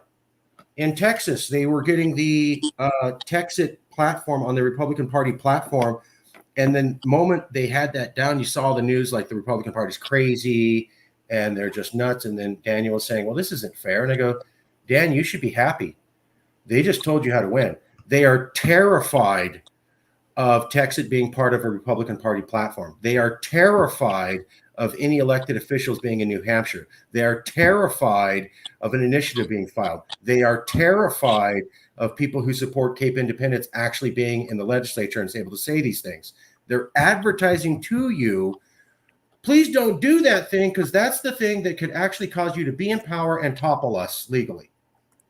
That's what Gandhi pointed out. So when they come hard for you, don't fret. Say thank you for exposing yourself and telling me definitively the way and the thing I need to do to win, because you wouldn't be that scared. You wouldn't be acting this way if you weren't scared. And you wouldn't be scared unless you actually thought, oh, damn, they actually figured out how to get it done. Mm-hmm. And also remember, there was once a man named Nelson Mandela who said something to the effect of, do not judge me by my successes. Judge me by how many times I fell down and got back up again. Also, the JC, I'm sorry. Yeah, he also said that after overthrowing the apartheid government, he says, if the ANC government does to you what the apartheid government did, it is your duty to overthrow the ANC government too. So as one empire falls and a new empire takes its place, or one oppressive totalitarian government falls and another oppressive totalitarian government takes its place, it's our duty to overthrow them. I just wanted to add another point there, and I think it was Pete that said this earlier about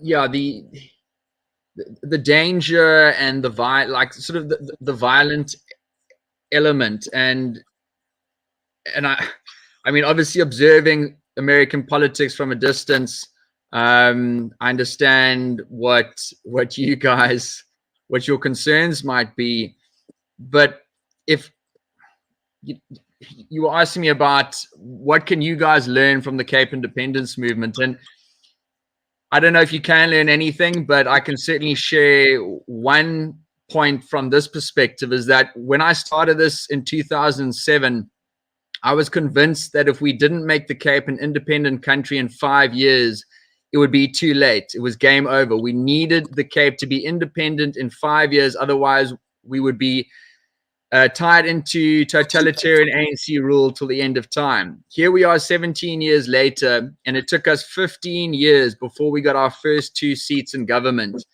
The concept of Cape independence is far more widespread now than it ever was before. The fact that there are other provinces now in South Africa that are equally also talking about their secession, I think that the way that one talks about one's movement, also it sets the tone, the way that it's received by the public, the way that the government also receives it.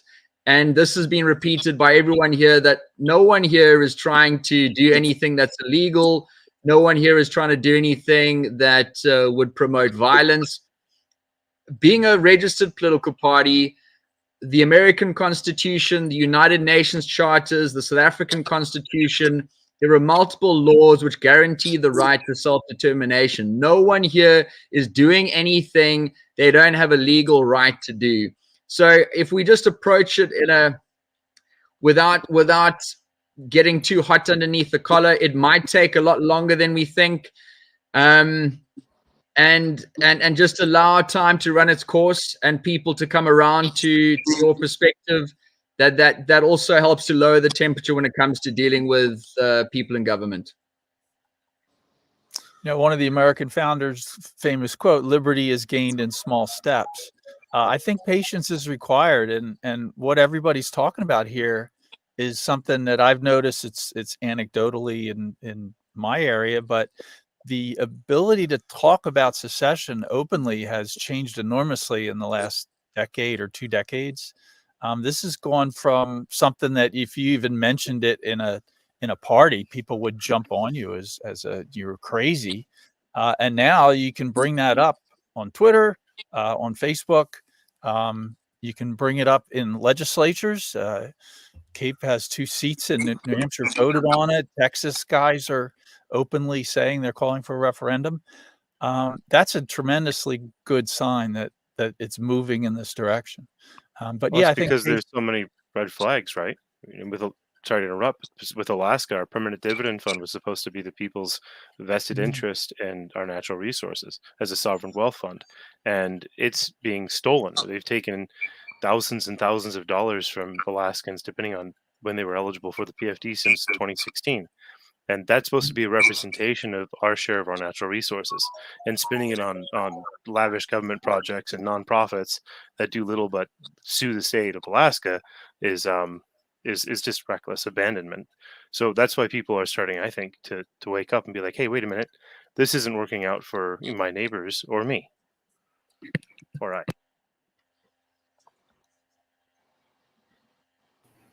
We got I you. would bring one more interesting pattern that I noticed that I didn't know about, but I was surprised to find out here how many different states, provinces, whatever, that are not voluntary members of the current quote unquote union that they're in.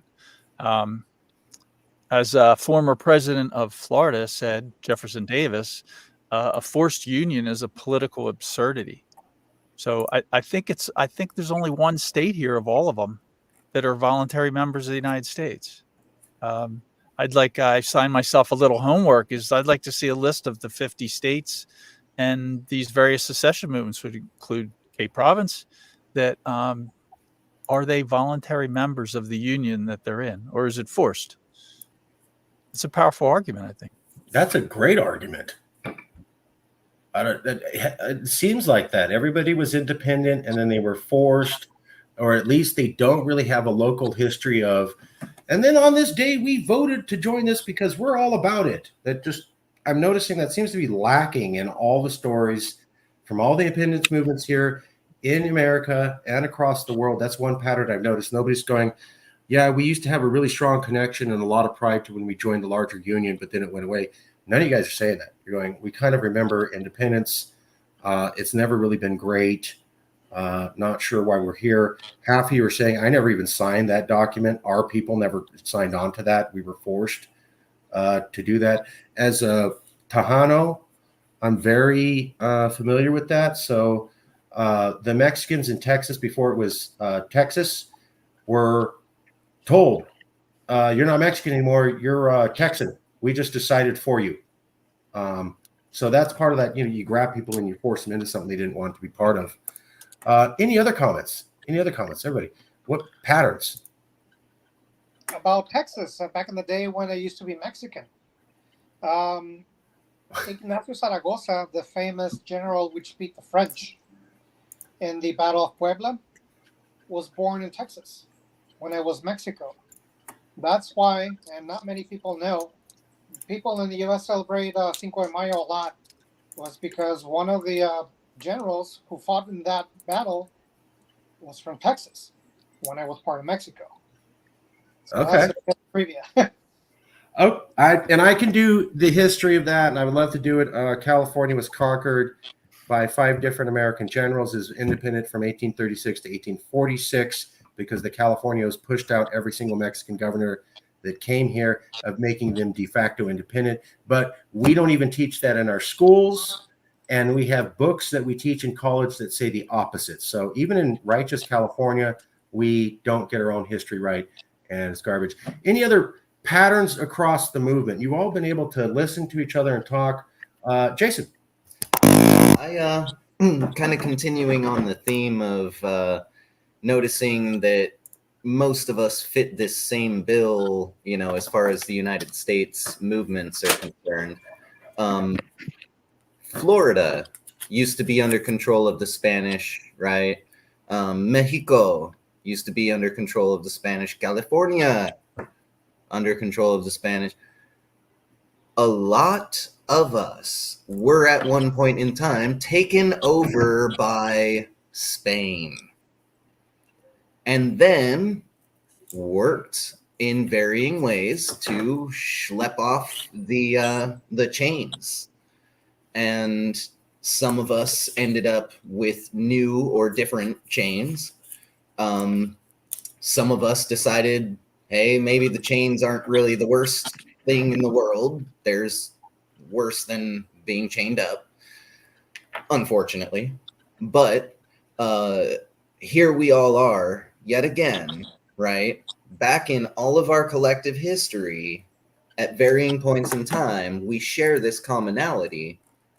And here we all are again at this convergence, this moment in time, what will possibly in the future be considered a moment of history in the making, right? We're all here talking about how to unburden ourselves from these chains once again, which says very clearly to me that when a people are subjugated, they will never, ever let go of the feeling of subjugation. It will always be there, at least somewhat, in the background of society, in the backs of our minds, lying on our hearts somewhere. And those of us who have been subjugated, we, much like a person who has been abused, when you know what abuse feels like, and you know that it's not nice, it's not fun, it's not good, one becomes less inclined to do that to others. One is also much more aware and perceptive of when things start to look like abuse. In Marcus's speech for us for Calexit, he mentioned that, California values, not America values, but California values. We would not support something if there's even the perception that it could be the wrong thing. We don't like to just haphazardly throw in with maniacs. We're civilized, and not just California, but all of us here, we are all civilized movements and people running movements, and we're proving it right now to the world that we are not crazy. We do know what we're talking about. We all have some stuff in common, and some of us have other side commonalities. But ultimately, we are all human beings with the fundamental human right, inalienable human right of self-determination. Should we choose to pursue it, that is our right, and our right to choose for ourselves. And I think that even though we've got, say, Texas, Alaska, Florida being a little more conservative than California, we're still able to sit here and discuss things as rational human beings and not say, hey, I think Florida needs to go back to being under chains, or I think Texas should run everything, or I think the entirety of the United States needs to just be called California now. We're all being very reasonable here and proving to the world that this can and really should be done, not just for our own movement's sakes, but also for the world society at large. A lot of comments on here have been talking about World War III, and it is looming closer and closer. The scientists who run the atomic clock of America and how close we are to midnight of humanity, closer now than ever before, including during the Cuban Missile Crisis. When people start ramping up their rhetoric and getting more and more aggro and agitated, less and less sane and rational, it becomes much more pertinent for us all to come together in the semblance of sanity and rationality at the very least. You know, some of us, we have these crazy ideas called the nation of Pacifica, where everything on the West Coast from Alaska down to the tip of Baja Sur, all the way over to Hawaii, would all be made up of independent countries working together as just human beings who all live in this same part of the world, working together to better the world and ourselves at the same time. And by bettering ourselves, we'll do better for the world.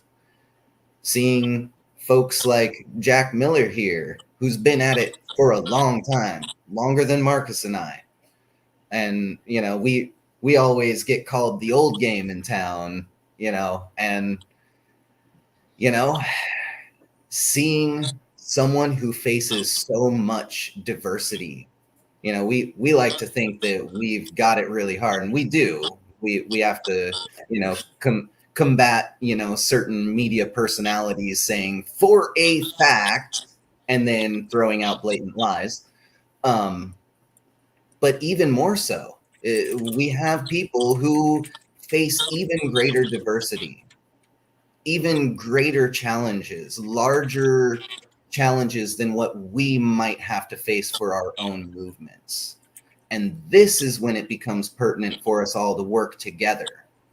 I don't have to go move to South Africa or move to Cape Town and go join the Cape Independence Party to support Cape.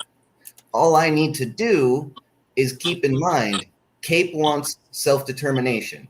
California wants self-determination. That is something we agree on wholeheartedly, and we can come together, and we at Calexit can commit to supporting and helping to share the Cape message whenever we see it. Or, you know, Alaska, or Florida, or Baja, or Hawaii, Catalonia, right? Scotland, Hong Kong. The list goes on and on. And I think that it is important for us all to really, really realize that though we are different, we are similar enough that we can really do this, and that we really should, because we are the people. We are the people who are running things. We are the people who are leading.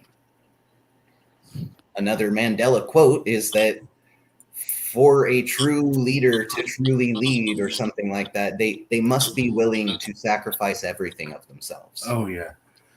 If you are not truly 100% in it, you're probably not here having this lengthy, in-depth discussion, or even willing to come in and have this discussion. So seriously, thank you all for joining in, because you have helped to make the world a better place by helping to showcase we are all sane, rational people and should be heeded. That was so well put. Just as a comment to JC Franz, JC Martins, we did the Calexit speech about 20 minutes ago. If you back up to that, we explain our thinking about how there's really no difference, as far as we see it, between Kamala and Trump. I know we're running out of time. We're going to be closing this soon, but I did want to cover this real quickly with everybody, if we can. So this is the basics for professional marketing for secession movement. We wanted to cover this with you guys. Just these are lessons that we had learned. And so when we're looking at South Africa, right? I'm sorry, I'm going to pick on South Africa again. South Africa came out to a meeting a few years ago. Now they have people in the government. Okay, so you can go from idea to being more integrated into the system. Part of the way that we think you should do that is and we didn't learn all this. We've learned all this on the for years, and many people did this, and we also learned some of this from Calexit and other stuff. So you want to have a logo for your movement that looks clean and corporate, something like that. or like Calexit or MIBC. You're going to need social media sites, at least Twitter and Facebook. And your posts need to be short, concise, and corporate sounding, or at least clean. You're going to need a policy guide like this. And the reason you'd want something like this is it's going to have questions to all of the hard questions, answers to all the hard questions people ask. So people are like, well, what are you going to deal with the water? What are you going to deal with the military and the government? You want to write it down and put it in a book, because when people see this, they go, you must have thought about that. You must have actually put some time to think about it. And your critics are going to look at this and say, well, I want to go tear that up and show how it's stupid. Great. They'll read it and go, uh-oh, it's full of facts and well thought out. So policy guide begs critics, allows you to show you've actually thought it out, proves you know what you're talking about. Website, provide a quick summary of why you want to be independent, needs to look professional. Movie, documentary, interview. We have a little movie we'll show you we made. And then finally, a flyer for people to download and print at home, and then business cards to print out in person. We find if you just do these 7 things, and they largely feed on top of each other, right? So you'll have a logo. The logo is going to go on your flyer and your business cards and your website, right? The web address of your website is going to go on the flyer and the business card. So it's kind of incestuous. It feeds on top of itself. So you post your policy guide, screenshot of the website, movie interview, flyer to social media and your website on your social media. On your website, you mention your social media. On your social media, you mention your website. When you post your logo, you put it on the social media site, front of the policy guide, banner on the website, beginning of your movie interview. So this isn't like work and work and work. You're making 4 or 5 pieces and you're just going to cross-pollinate them on everything. And we find that when you do that, you get something that looks halfway between the Texas nationalist movement and Cape independence. It is a more corporate, professional looking type thing. And like we talked about, the number one problem here is that people think we're crazy and we don't know what we're talking about and we're simpletons. When you have a logo and it's on your social media, your policy, your stuff, and your business cards have the same logo, and your policy guide and your website, etc., people begin to think, oh, this is how a corporation operates, because it is. That's where we took this from. And then they begin to think, you must know what the hell you're doing because you look like a business that has $1 million. We were accused of all sorts of nefarious things because we were able to look like we had $1 million when we had nothing close to that. We had nothing close to that. Nobody knew that, though, because our marketing was so clean and seamless, they thought we were hiring marketing people. And then when they thought that, more people joined because people thought, well, you must have money, therefore you're successful, therefore I need to join you. They don't need to know you have $5 in your pockets. You can do all this on your own with volunteers. You can make, they thought we had $1 million. We didn't. We did marketing and we cross-pollinated. Look at the websites for Calexit. Look at the websites for New Hampshire Exit. Look at the websites for TNM, Texas Nationalist Movement. Look at Cape Independence. You'll see that kind of clean, crisp, almost like a business type look. That's what you're going for because the public has already been programmed to respond to that and find corporations respectable and buy into them, right? Everything's a corporation. Everything's a product to be sold. So you're going to jump into that programming that already exists amongst the Western mind in all these countries. And you'll do these things and cross-pollinate. When you do that, you'll find you'll get a very professional look. Finally, the other thing we showed was find your key to success. You have a demographic in your country that is the most supportive of independence. So here in California, while 32% supported secession, 65% of the youth under 35 did, while only 25 of people over 55 years of age did. You see where we're going? Many ethnic groups in California support independence. Support is highest among the Latino community. Orale. What that means is if you have limited time and limited money, you would focus on Latin youth in California. Does that mean everybody else isn't supporting independence? No, of course not. But with limited time and limited money, you find the age cohort. You find the background cohort. You find the ethnic cohort where the percentage of support is like 65, 70%. And then you dump your money and time into that group, bringing new members in, growing your organization. When your organization has now grown from these people, you can go back and reach out to everybody else. So all of our movements have limited resources and money. We found finding your key demographic and focusing on that for growth helps. And it's going to be different. Like in Texas, their key demographic is different. It's older Caucasian people. In California, it's younger Latin people. So there's not, you have to find what works for you. But there is a group of people who are really willing to listen to this message. Find them, focus on them. The other key moment, and I already covered this, find out what scares the hell out of your host country. We already talked about this. So New Hampshire politicians, the moment they started talking about secession, treason charges. The moment Texas politicians put secession on the Republican Party platform, you're crazy and insane. And then Mother Jones and Breitbart and Washington Post write articles saying you're crazy and insane. California, we actually got the ballot initiative. Oh, you're funded by Russia, right? Get everybody to know that. So we knew that when you found a way to actually cause change that terrified the system, that's when they come out of nowhere and attack you crazily. And you say, thank you for revealing how I can win and you can lose. That's basically it. If you do these 7 things, clean logo, clean social media site, a policy guide, a website that reprints it, kind of a movie flyer, then you're going to do very professionally. And you can look at the example of the other movements, New Hampshire, Cape, Texas, find your key demographic, and then find out what scares your host country. And if you do those 3 things, and everybody did that, I promise you, it'd be a very, very different global environment for independence movements. And all of our boats would be more risen, and all of our movements would be taken more seriously. It's a win for all of us when any of us does well. I'm not joking. We were saying Texas gets in the news. People are interested in California in exit. New Hampshire gets in the news. Same thing. So we all win. Now, Texas gets in the news because they said something crazy and something racist or dumb. That also hurts us.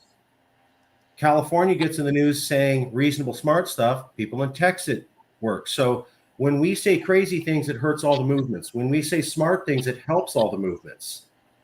Every single one of you today has already achieved the goal of this conference, which was to make sure that people were able to seem professional and in a professional setting where they could be taken professionally.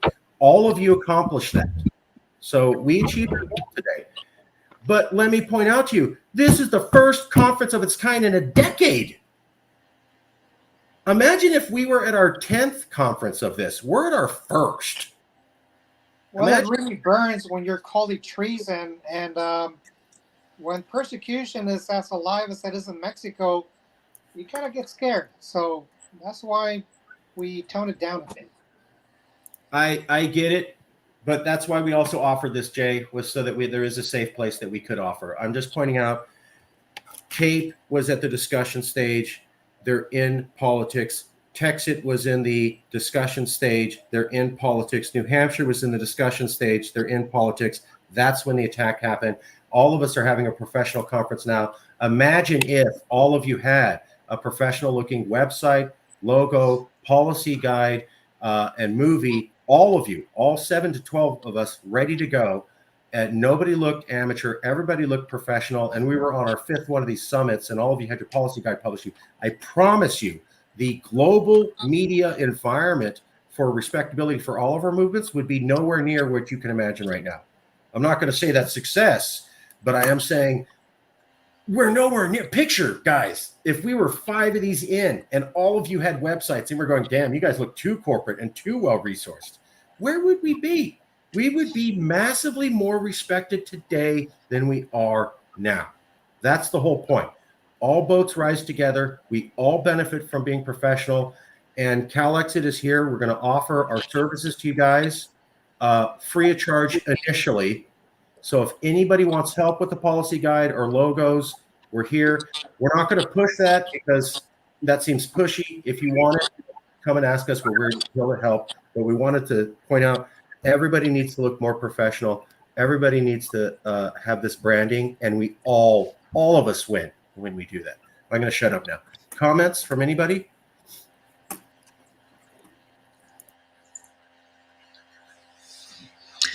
I mean, I just want to just add and say, you know, the different secession movements that you have there in the States, you might have, some might be more left leaning, some might be more right leaning. Similarly here in South Africa, I mentioned it earlier, but you've got the Zulu tribe in KwaZulu-Natal that wants to become independent. We've spoken to the Abatembu chief in the Eastern Cape, which have also spoken about Eastern Cape independence. We've got the independent country of Lesotho, which is the Sotho tribe. We've got Swaziland, which is the Swazi tribe, and there's these tribes were fighting each other at genocide proportions over the last 200 years, and we actually get on very well. We all get on very well. We meet eye to eye. There's a common respect amongst the Zulus, amongst the Xhosas, amongst us here in the Cape, amongst other groups in South Africa, the Sothos, the Tswanas in the north, and I think the same applies to you guys over there. There's just mutual respect. Every single one of us believe in freedom, and it's about, you've got respect for yourself and you've got respect for other human beings and other cultures, and that's what matters. And from my side, I just want to say thank you so much on behalf of the Cape Independence Party and other organizations here in South Africa, which also believe in freedom, which also believe in self-determination. You guys are doing an amazing job, and it's been an absolute honor to share this platform with you guys here. And I look forward to the future. Thank you so much. Here, here. Excellent. Thank you. Mike is muted. I'll learn. Thank you guys for coming out. I really appreciate it. We're doing this again. This went wildly well. We were already thinking about that. We already had Natasha Atlas had agreed to do the second one. We were already in talks with 2 other groups who couldn't go to this, and we're hoping to go to the second one. So we're going to be contacting you all. We hope that you'll be interested in going to a second one. We were looking at the beginning of next year. So not a year from now, but like February, March, like, 2-3 months from now, because that's technically a separate year. So it's annual. But really, this was our test run. We want the second one to be even bigger and larger. We hope that all of you felt that you had a fair chance and that you would be willing to spread word to any other independence movements that you know, so we can provide the service to even more people. The more people that participate, the more respectability is shown, the more we all win. So I'm going to open up to any last minute comments, but we'll be leaving it about 5 minutes. Any last minute comments from anybody? And I'll just reiterate, as the CEO, you've heard a lot from our president and spokesperson of Calexit LLC. As the CEO and his boss, even though he's the founder of the whole thing, I am going to reiterate that any peaceful, legal-based secession, independence, self-determination movement out there in the world, if any of our attendees know of any of these movements and you've got contact with them and they've expressed willingness to work with us or pick our brains, much like how Cape did some years ago, we are more than able, more than willing, and more than just interested. We get really excited about this because we recognize the more self-determination takes kind of the global stage, the more likely it is that we all will end up experiencing true freedom at some point. So if you know someone or a movement and they want some advice, some help, they want to come pick our brains, please reach out, get in contact with us, help make that connection. We will do everything we can because, as Marcus said, a rising tide lifts all ships. We're definitely going to be aware of the Liberty Forum, and we're looking at February, March, but we're going to plan it around the Liberty Forum. We will plan it around the Liberty Forum. Thank you, Russell. We're looking at March, February. We're going to end it there. You will all see contact from us. We'll make sure you get a copy of the video, although it should be on YouTube. We're going to make sure to do that. Please be looking forward to a future one, maybe February 2015, maybe March. And please, if you know any other groups, 2025. It's been a long weekend. 2025. I can learn. Okay. We're going to end it there. I'm going to show you one last. If I may, before you go, but I know elections are coming up and everyone's focused on that now. But after the elections, there's still more work to be done on the policies that the politicians are pushing in your individual states or your individual countries, and being able to comment or to argue against those policies in a somewhat regular monthly, weekly fashion will keep your dream and your party alive while you might not be in office. Excellent point. Excellent point. Please reach out to each other. You all saw each other. We'll be in contact with you, and we'll be setting up the second one, which will be much bigger than this one. And I will make sure to get my technical issues worked out, and I will get more rest so that I'm less clicky and stuff. I apologize. So with that, here, 4 more comments. Need Brunswick. Yeah, we need News Brunswick, and we need anybody we can reach out to. So with that, here's our outro, and we'll all see you soon.